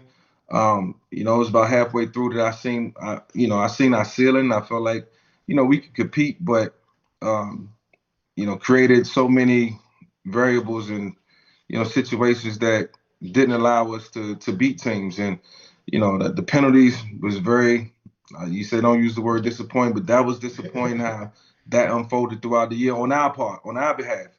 And so moving forward, we just got so many things to teach on, so many things that we got to self-correct. And hopefully, with the influx of players that we have to bring in as they come in, we can set the standard. And so now it's like get to play the general manager role, build the team, construct it. And sad to be losing the players that we had. And I just wanted to send them out with a bang. But just wish this season could have been a lot better. All right. Thank you. Thank you. Thanks, Ty. And Coach, thank you for spending your Monday morning with us throughout the course of the year, and for being so transparent and letting us know exactly what was going on as you build a culture of the Spartan program, and you're building it now for the ground up. We wish you nothing but the best of luck as you travel to DC to try to end the season with a victory, and then catapult yourselves and the Spartans into the offseason as you rebuild the program. So thank you so much, and best of luck this coming weekend in Washington, D.C. For those Appreciate of you you, on man. the call, thank you so much, Coach. For those of you on the call, it's going to be Norfolk State at Howard, Saturday, the 22nd at Audi Field, 3:30 p.m. kickoff on ESPN Plus. Let's go on down to Orangeburg, South Carolina, to spend a few moments with the South Carolina State head Bulldog, Coach Chennis Berry. I see you right there, Coach Berry. Congratulations to you on the victory and some great television for your school, your team, and the MEAC this past Friday night. Thank you, Len. We really appreciate it, man. Man, what a game it was. I mean, it had all the great elements, and a TD in the final minutes break the 27-all tie, and the Dogs are now 4-0 in the MEAC and ready for championship Saturday in Dover. Tell us about it from your point of view. Well, first and foremost, man, to God be the glory, man. Found a way to win a football game, man. We played against a really good football team. North Carolina Central, Coach Trey Oliver, my guy. Been knowing him for a long time, worked with him, man. He had his team ready to go. But our young men, they came with it on their mind. We knew we had to play our best game, go up there to hostile territory, Durham, North Carolina, to come away with victory. And I thought, all three phases, we played really well. I thought our guys did a great job in the offensively, defensively, and in the kicking game. And we were grateful to receive the fruits of our labor, but we knew we were going to work for it. And we had to work all the way to the fourth quarter when under 2 minutes to go to find a way to come away with victory. So proud of our young men, proud of our coaches, man. We really put a lot of time in to get this thing done, man. So we're grateful to be where we are now. Now we got to go up to Dover, Delaware, man, to play against a really good football team that's playing at a high level right now. And I got to make sure that the Bulldogs ready to go and trust and believe. When we get in that road, headed to Dover, Delaware, we'll be ready to rock and roll. Coach, if someone were to ask you and the Bulldogs how to get to Atlanta in the Celebration Bowl, you got to tell them, I guess now, you got to go north to Dover, Delaware on a Saturday afternoon, then head, hopefully, back south to Orangeburg and then Atlanta. So if that's the case, tell us how you're going to get it done. One and old mindset, man. Nothing changed for us. Business as usual for us, man. We understand, we respect every opponent. But we fear none, and our young men will be ready to go. Man, they know what's at stake. To see our practice yesterday, guys were locked in, man. They were chopping at the bit. They know what's at stake, and they're a focused team. We're all about discipline. Everything we do, we talk about discipline, man. Just be a disciplined, physical football team. Fall in love with the process. The process doesn't change for us. I've been saying the same thing since the first game of the season, man. We don't get too high, we don't get too low. We understand what's at stake. Our young men understand what's at stake, and they'll be ready to go, man. So all in all, we got to go accomplish the mission, man. The mission is to go up to Dover, Delaware, man, and play against a really good football team. Coach Jackson has his guys rocking and rolling, believing, and we're going to have to go there with winning on our mind, and they're not going to give it to us. We got to go take it. So our mindset will be in the right place when we travel up to Dover, Delaware. Of all the conferences in America, very seldom does it boil down to the last game of the season where the two undefeated teams battle it out on the field. So let's have some questions now from the media to talk about that. And the first one comes from Ty Miller. Coach, here's Ty. Are you there, Ty? Yes, I am, Coach. Okay. Sorry about that delay. Coach, in terms of the game this weekend at Delaware State, what will be different about this chance for a championship as opposed to last season when you were on the same wavelength of winning the championship of the conference? Doesn't change for us, man. Like I keep saying, we don't get too high, too low, man. We know what we got to do. Last year we had to go into Morton. We had to go to Baltimore, Maryland, and find a way to go 1-0. We had to go to a hostile territory, which we had to do. So it'll be the same here. Our guys will be locked in, man. We know the game of football, we're going to get 60 minutes. There's no do-overs. So that'll be the message all week in practice. There's no such thing as do-over. We don't get a chance to play them Saturday and then play them back again on Sunday. We have one opportunity at that. We're going to get 60 minutes, and our guys will be ready, man. We got to try to, play against a really good team by, winning all three phases, man. That's what we always talk about. The process. Fall in love with the process. Offense, defensively, special teams. And right now we're playing some really good football. For me, man, early in the year, we played against some really tough teams, man. We played against South Carolina Gamecocks, man. We played against University of South Florida. So I knew we had to be battle tested. You know, we know there's going to be times in the game that we're going to have to weather the storm. You know, it's football. It's inevitable. There's ebb and flow in the game of football. So, you know, all in all for us, man, our process doesn't change, man, and we'll practice the right way. We truly believe that the separation is in the preparation. So we'll be prepared this week to be ready to go play against a really good football team. I respect every opponent we play, and the way that Dell State's playing right now, man, they're playing at a high level. So they're believing, they're playing fast, they're playing physical, and we're going to have to go up there with the same mindset. All right. Thank you, Coach. Appreciate it, man. All right. Thanks, Todd. Dr. Kenyatta Cavill is up next, Coach. Kenyatta Cavill, Dr. Cavill's inside the HBCU Sports Lab. Appreciate you giving me a moment for the game. How you doing this morning? Hey, man, good to see you, man. It was great seeing you on the field pregame, man. So always a pleasure. Man, that's big time game, big time atmosphere. I got to find a way to get there. So I appreciate that opportunity to see the game.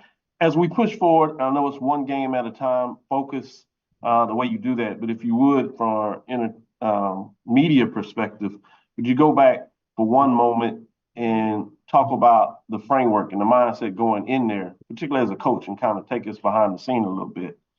How much is in the moment and how much is in the preparation? Can you provide us a little bit about that, particular going for the onside kick? You know, obviously there had to be something that you saw on the film that you said, this is the moment, this is the time, let's do it. And the decision to go forward on fourth down at the goal line. Talk a little about behind the scenes and take us from your perspective, Coach Berry, all the way that you've been coaching, head coaching at Benedict, now at South Carolina State, assistant coaches over the year. How do you put those pieces together and say, this is the moment, this is the time, and we're going to make these kind of decisions that ultimately push you forward to get a victory in such a tough game, championship level atmosphere, and how that moves forward with the championship game, everything on the line, de facto MEAC football championship game this weekend? Well, for one, that's a great question, man. And I truly believe that's why I always say the separation is in the preparation. I have a really, really good coaching staff, man. A lot of these guys have been with me for years. They've been with me since the Benedict days. So they kind of know, you know, our process and how we do things. So we know that it's inevitable that the game of football comes down to situations. Situations are going to happen. And we practice situations probably more than anybody in the country. I mean, we give scenarios every day. Our guys start practice every day with a situation, and they never know what it is. It's something that I only know. I come with the situation, and I throw it at those guys, how we start practice. So it's so many different situations, offensively, defensively, and special teams that we do. Now, in terms of the, you know, playing against a team like, you know, North Carolina Central, man, well-coached team, man, you had to find a way to get over the hump. And, you know, us being able to steal 2 possessions, when you really look at it, we stole 2 possessions, and those 2 possessions really helped us. You know, with us, you know, after we got our first touchdown, we saw some things on film, obviously, and that's why we exploited it. That's what we do. That's why I trust my coaching staff. And we had an opportunity. We had a surprise onside kick. We was able to steal that possession, and in the very next play, we scored a big-time touchdown. You know, so, you know, and then we stole a possession after the half. So because we had the ball first, you know, they deferred. We had the ball first. We had to kick off to them in the second half, and we were able to create a turnover, man. So we got the ball back, and we were able to get 3 points and tie the game right there. So, like I say, just think about that. There's so many ebb and flow in the game of football. You never know what's going to happen. But if you practice those situations in practice, when you get in the game, you put your guys in an advantageous situation to be able to succeed, because that's what it's all about. At the end of the day, you know, we as coaches, we put them in position to be successful, but the players make plays. So, you know, and that's kind of how I think as a coach, man. I don't think about plays. I think about players. You know, you got to get the players, the playmakers, the ball in situations. And we put the ball in our playmakers' hands, and our defensive guys have been flying around. My defense coordinator, he does an outstanding job of preparing. My special team coordinator, Coach King, does a great job in preparation. And then my offensive coordinator, Coach Jonathan Williams, does a good job offensively. So all in all, I feel like I got, you know, good staff, good young men, and I got some players that's believing in the process. I'm just trying to go 1-0 every day. Thank you, Coach Berry. I'd like to say, talk heavy. That's what you just provided. Look forward to this matchup. Should be a great one. Good luck this weekend. Take care. Should be fun. Absolutely. Yes, sir. Thanks, Doc. Chris Stevens is up next, Coach. Chris. Hey, thanks, Lynn. Good morning, Coach. How are you? Good morning, Chris, man. You doing all right today? Yeah, I'm good. I know you as coaches really don't get caught up in the statistical things, but I had to run these numbers by you real quick. Going back to Benedict, you've won 28 consecutive conference-related games. You have not lost a conference-related game in any kind since October 23rd, 2021. So the question is, the Colonel, he's got his 11 herbs and spices. Does Chennis Berry have any sort of secret recipe that allows him to be as good as his football teams have been over the last 4 years? Man, just fortunate, man. Honestly, man, there's no secret sauce, man. To be honest, man, I'm just consistent. The consistency is this is who I am every day. I'm consistent with my staff. I'm very demanding of my staff. I expect their best because we're dealing with impressionable young men. You're talking about we have young men 18 through 23, 24 years old, man. So it's bigger than football. Yeah, we want to win games, man, but we want to win souls, man. We want to make sure that these young men can compete in the game of life. So how do you do that? Football is inevitable. We want to win games, yeah, but we want to make sure that we're doing things the right way. Off the field, on the field, in the classroom, in the weight room, everything we do, it's a holistic development for me. So it hadn't changed. The process that we had at Benedict, we brought that same process over here to South Carolina State, a storied program that's been winning championships for a long time, man. So the biggest thing is the buy-in. You can come up with all kind of secret sauce, but at the end of the day, it comes down to the players. The players got to believe in the process because those are the guys that got to buy in and believe in. And we've done a good job of getting our young men to believe. And we're all about discipline and accountability. And there, for every action, there's a reaction. I think it carries over to the field. And, it's really helped us thus far in my last few years as a head football coach. And that might be better than the 11 herbs and spices. Coach, it's been a pleasure to talk to you as always this year. Best of luck this weekend. Thank you, man. I appreciate it. Way to go, Chris. Thank you so much. James Hill, you're on. Hey, Coach, I hope you and everyone in Orangeburg are well. How's it going, sir? We're well. Good to see you, man. Always a pleasure. Yes, sir. Yes, sir. Okay, it's like a boxing match, right? Hagler, Hearns, Lakers, Celtics. However we want to say it, it's going to come down to Saturday and then Atlanta for whoever gets there. But can you just talk a little bit about the Bulldogs' offense, defense, and special teams as you go into Delaware State?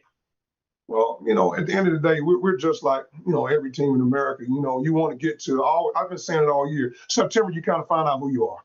But with us having pretty much a new team, I remind people that we returned one offensive starter on offense and two defense starters on defense from last year's team. But I always said it's a new team, new season.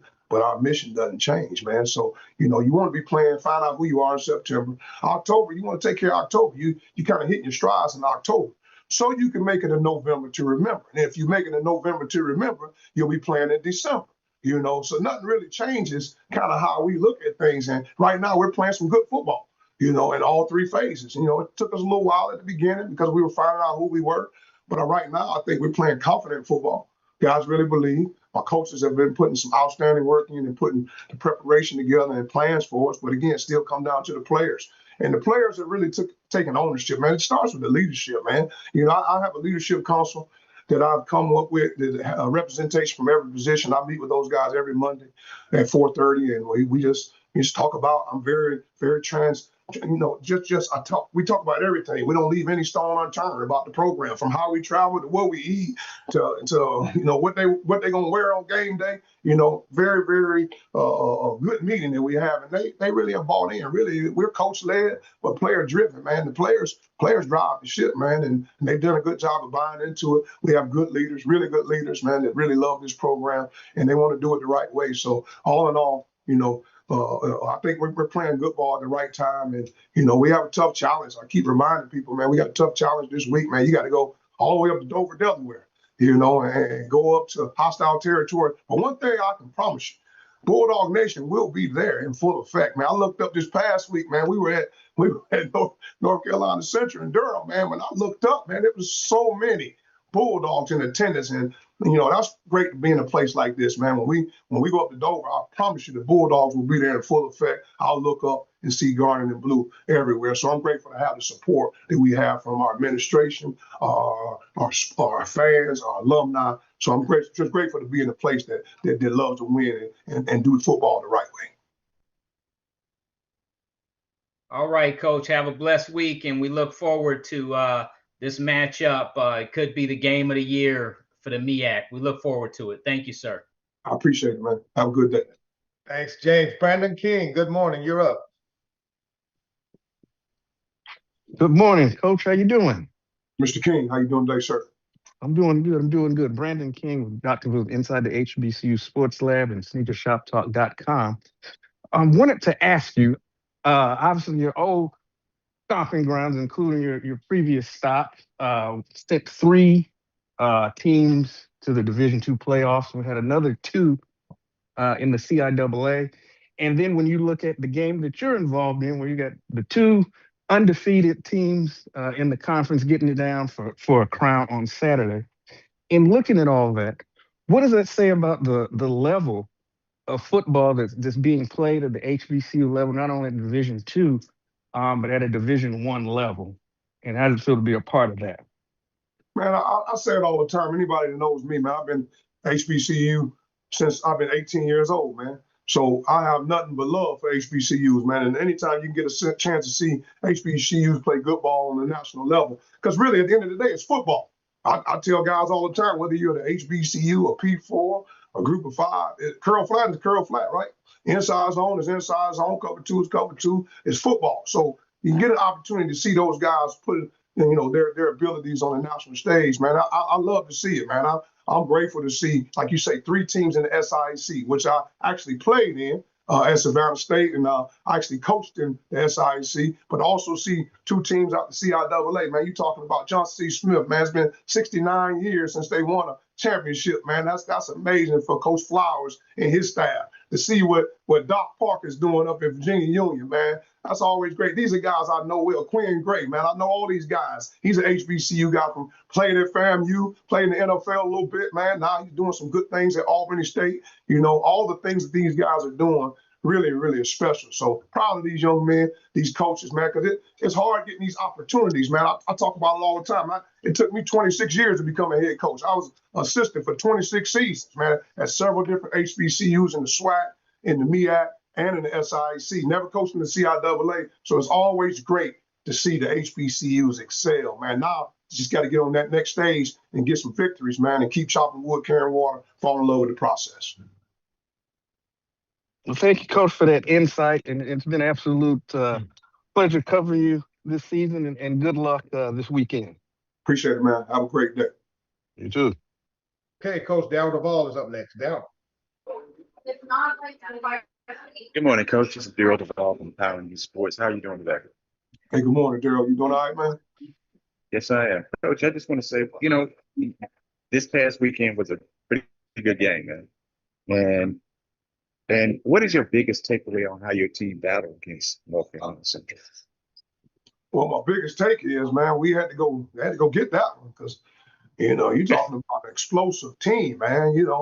For our defense to hold that team to 300 yards offense, 80 yards rushing, if you look at North Carolina Central's offense all year, man, they're pretty explosive, and we knew we were going to have to take our best game. And I'm very, very proud of how we played defensively. And then offensively, our guys were on fire, man. We did some really good things in terms of passing the ball, running the ball, up front with the big boys up front, and then special teams, man. I always talk about, are you going to be the fountain or the drain? And our guys on special teams were the fountain. They were pouring into to our program, man. And, when you look at our DB, man, if you look at Jared Washington, man, he had to cover Chauncey Spikes, man. Listen, that guy is special. Number 0 for North Carolina Central, and for them to hold him to basically 0 catches. I think he had 1 catch at the end of the game. That's a hard thing to be able to do. So we have some players that really did a good job, and I thought we put it together at the right time in the last, part of the season. But we knew we would have to do that against a really good North Carolina Central football team. Well, Coach, I'm just going to say good luck this weekend. I think we all going to be watching that game. Appreciate it. It's going to be just like y'all playing North Carolina Central. No, we got to play Dale State, man. That's a good team, man. We done moved on from North Carolina Central. I don't even know what happened to that game, man. I got to get ready for a good Dale State football team, man. Hey. I'm locked in on a really good team we get ready to play. Well, good luck this weekend, Coach, and look forward to talking to you after this game, man. Thank you. Have a good one. All right. Dwayne Nash, you're on. Dwayne. All right, thanks, Lynn. Good morning, Coach, and happy Founders Day. Hey, man, I appreciate you recognizing that, man. I try to have on a little purple top at least, man. You know, I do have the Omega Psi 5 underneath, but, you know, for the media, man, I wanted to make sure that I put on some Bulldog Nation gear, man, you know what I'm saying? But I appreciate you acknowledging that. So, yeah, appreciate it, man.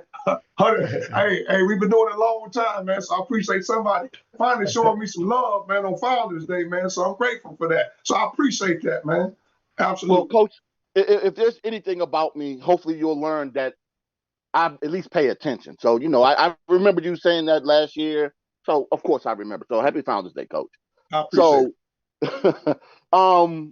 Yeah, Coach, you make it seem so easy that football is football.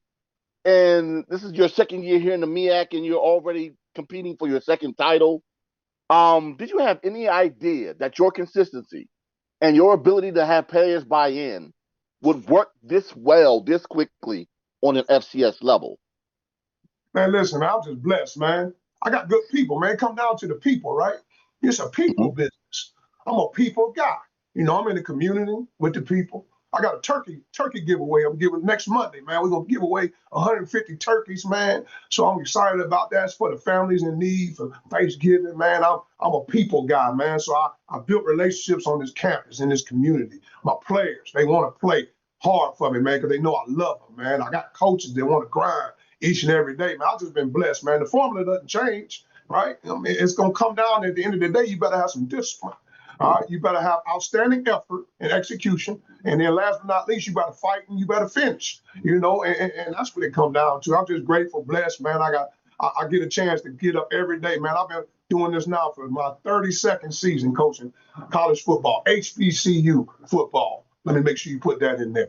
But again, man, I've been to work every day, man, and I don't even feel like I go to work, man. I get a chance to impact the lives of young people, man, especially young people that look just like me, man. So that's a reward in itself, man. So I'm just grateful, man, and it works for me, man. So I'm gonna keep on trusting God, man, and putting Him first in all I do, man. And you know, it won't change, man. I gotta have good people, man, because that's really what it comes down to, man. You gotta have good people, because again, coaches, we coach, but players make plays, and grateful enough I had some pretty good players along the way. Well, I wish you and your good people good luck this week, because you guys are gonna have a tough one up in Dover. Oh, absolutely. Thank you, man. Have a good one. No problem. All right, Coach. Coach, your final question comes from Kevin Tressolini. Kevin. Hey, Coach. Kevin Tressolini from DelawareOnline.com and the News Journal. Just wanted to ask you, you know, you guys beat Delaware State pretty handily last year. As you and your staff have begun to kind of look them over, what impresses you most about their improvement?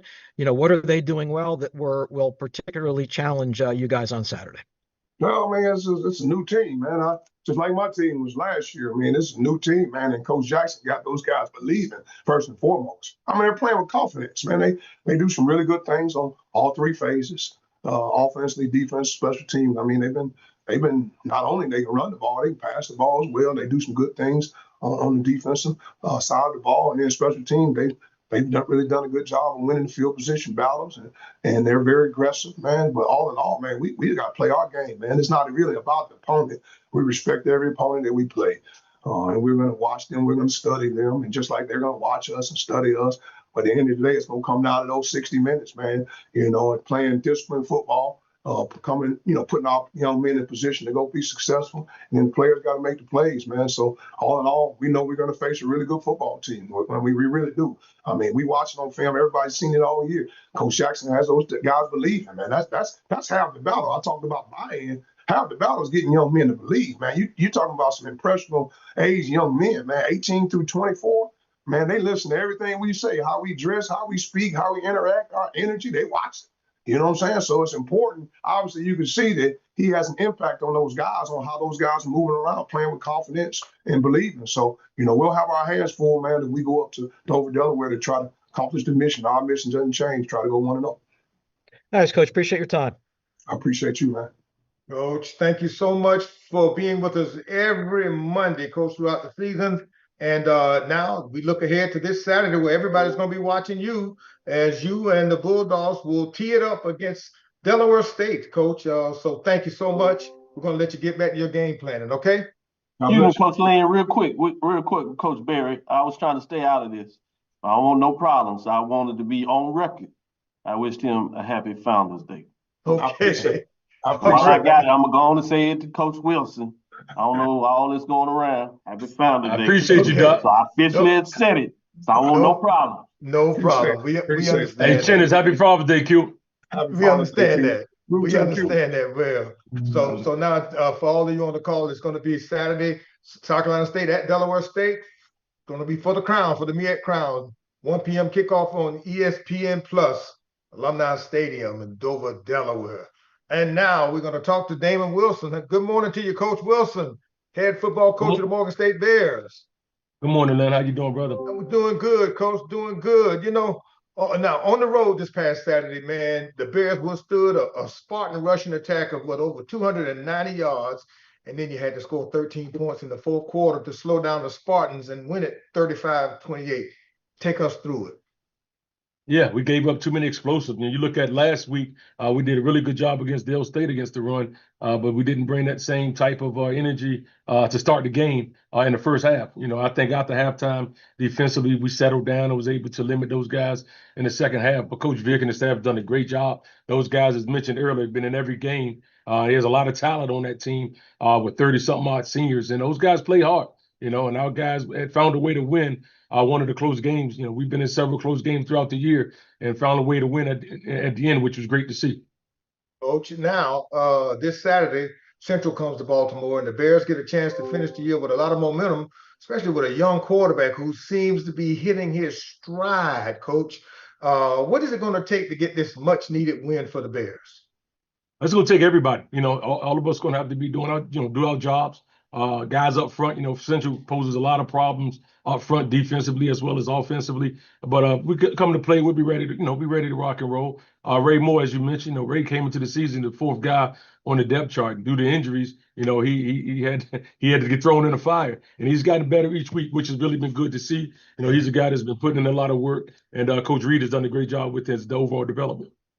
Coach, let's tell you what, I know the media has some questions about him and about this big game against Central. So we're going to go to him now, and we're going to go to Dr. Kenyatta Cavill first. Doc. Dr. Cavill, Kenyatta Cavill's inside the HBCU Sports Lab. Coach Damon, first, you know, I like some purple and gold, but it's a little too much in the back. I thought I'd find a way to bring a smile to your face. I imagine getting a tough win will do that, and you deserve the work that you did there. But talk about this next matchup. What are the things you want to continue to get done from your football program that you did with success, things that you need to prove on to find a way to get a win this weekend to close out the season? Well, you know, it starts with us stopping the run. You know, Central has a few running backs that can cause problems, and also has some very explosive receivers, as you guys saw on Friday and saw throughout the year. So, you know, defensively, we must, play sound defense. Offensively, I think we did a better job on third down efficiency this past week, trying not to get behind the sticks. I think that was really important. And special teams, our special team games was really good this week. We had a couple block kicks and one kickoff return that put us in scoring position. Which was great, you know, to see these guys competing week in and week out. And it's a very, very good football team coming up this week. We got to do the same thing to get ourselves a chance to be successful. Thank you, Coach. Look forward to the matchup. Yes, good luck this week. Yes, sir. Thanks, Doc. Chris Stevens, you're on. Chris. Good morning, Coach. How are you? I'm good, Chris. How about yourself? Pretty good.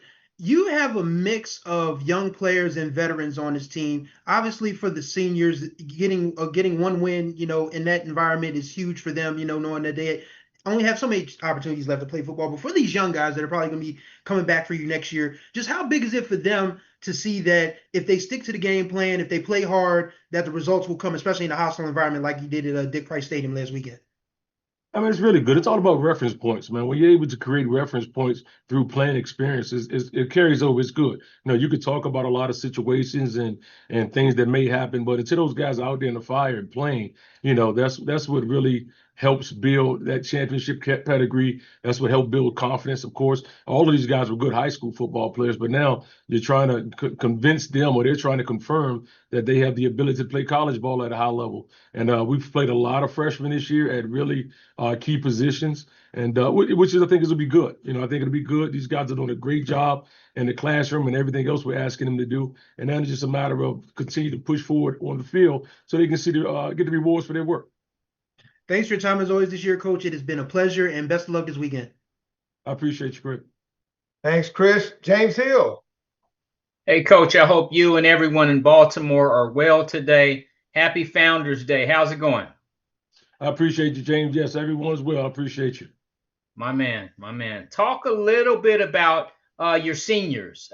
These gentlemen will have an opportunity to earn an education. In some cases, they will graduate in the next month, and they have an opportunity to play one last football game.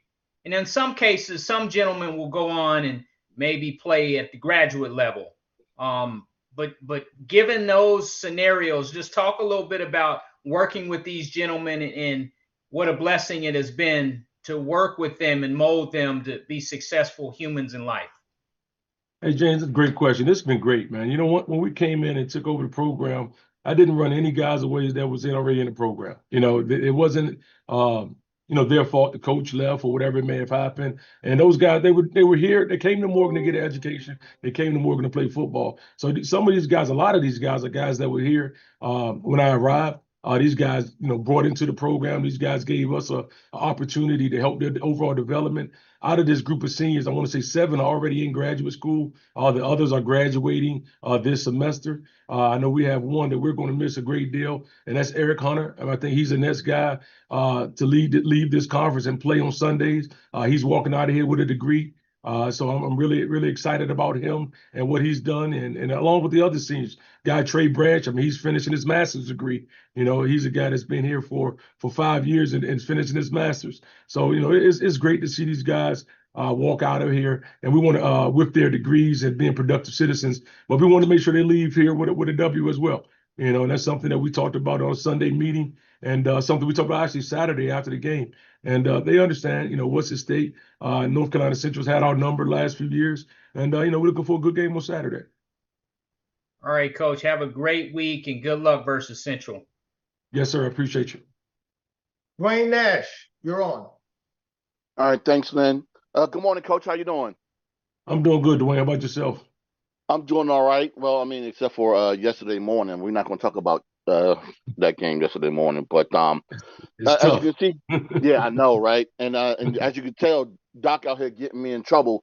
I was also going to wish you a happy Founders Day. I knew that before I saw the backdrop, but Doc want to go ahead and start snitching and letting everybody know so they can get it out there before I could. But that's okay. That's all right, though. I appreciate it. I had to change the backdrop to make sure you guys aware, because I know Doc had made some mistakes before, but I just want to make sure we're on the same page. Not a problem. Not a problem. But Coach, I know this year's been rather tumultuous for you this year. I don't know if this is the first time you've ever had to deal with the season with this much injuries and the like. But if so, what did you learn from this year that you can go ahead and carry on for the rest of your career in terms of dealing with what you dealt with off the field primarily? This definitely has been a challenging season dealing with injuries, but injuries are part of the game. We're going to take a look at everything with regard to the injury bug we've had a little bit. The biggest thing is just is patience. Also understanding the importance of confirming, I should say, of development. You can't go into this deal with one guy and thinking you're going to be ready to roll for 12 weeks. Definitely the schedule we play, you have to get that third and fourth guy developed and ready to rock and roll at every position. And, that's something that's extremely important. And that's something that we stress with the coaching staff as well, because we're not recruiting a lot of transfers. We still kind of believe in developing a high school guy, and that's something that, it's a good thing and a bad thing. But I like guys that have the ability to be at a program 4 to 5 years, leave here with the love for the university, leave here with a degree. I think it's something to that. But also, we understand the importance of the new recruiting landscape. So we got to blend in a good number of transfers that fit our culture and what we're trying to get done. But at the end of the day, I think this year has taught me to deal with patience and persevere through a number of different challenging situations. God, coach, it just hit me that both you and this team here in DC have been dealing with a lot of injuries. Good luck this week against Central. It might be something in the water, man. I appreciate it. Well, we need to get some new water in here. God, I swear. Good luck this week, coach. Thank you. Thanks for that. Coach, your final question comes from Ty Miller. Hey, Coach, good morning. Good morning, Ty. How you doing? I'm good, Coach. Great. Besides all the injuries, can you talk about what kind of measuring stick game this is this weekend against North Carolina Central and how it can set the framework for your season for 2026? Well, as you know, 2026 roster is going to be a lot different for both teams. But at the end of the day, if you're able to get into off-season recruiting with the win, it's great. It's great to build upon. North Carolina Central is a championship caliber team. This North Carolina Central and South Carolina State, those two programs have really been running the conference for years. Howard had an opportunity to win a championship a few years ago. But Coach Ray Oliver, man, he has a great foundation laid. Been there several years and had a lot of success. And is a guy I respect tremendously. So it's major for us to not just put on a good showing on Saturday, but just come up with a win. Now you're beating a championship caliber team at home. You're doing it, for the seniors, and it helps going out in the recruiting, talking about a win against North Carolina Central. All right, thank you, Coach. Yes, sir. You got it, Ty.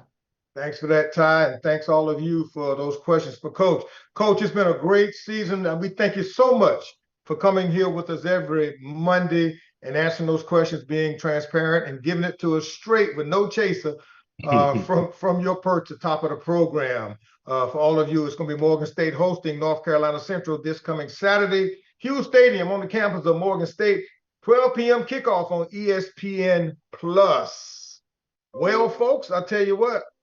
The race to the top of the MEAC Mountain and a trip to the Celebration Bowl all comes down to one place and one day. This coming Saturday afternoon in Dover, Delaware. 2 undefeated MEAC teams, 1 field, no more speculation, just a head-to-head showdown to decide the true champion. And how about the irony? After a 5-week chase for the crown, it all gets settled in a NASCAR town across the street from Dover Downs, y'all, where the engines usually do the roaring. But this Saturday, it'll be the fans bringing the noise as the Bulldogs and the Hornets battle in Alumni Stadium for the right to call themselves the best in the MEAC. By the time this weekend wraps up, we'll know who's exactly pulling into victory lane and who's waving the checkered flag in the race for the MEAC crown. That does it for week number 12 and our season of the MEAC Weekly Football Media Conference, represented and hosted by the great partners at Wells Fargo. But before we end our conference, we'd like to thank all of you who participated and all of those who helped us to produce today's video conference. The MEAC would also like to thank its corporate partners for their continued support of the conference and its elite 8-member institutions. And as a reminder, we want to thank all of you for your great storytelling and keeping alive and vibrant the brand of the MEAC and its elite great 8-member institutions. So remember this: for more information on MEAC football and all its sponsored sports, visit MEACsports.com. Follow the MEAC on social media at MEAC Sports on Facebook, X, Instagram, TikTok, and Threads. Thanks so much. We'll see you in Atlanta at the Celebration Bowl. Have a great week. Peace. Thanks, everybody. Thank you for a great year. Thank you all. All right, thanks, everybody. And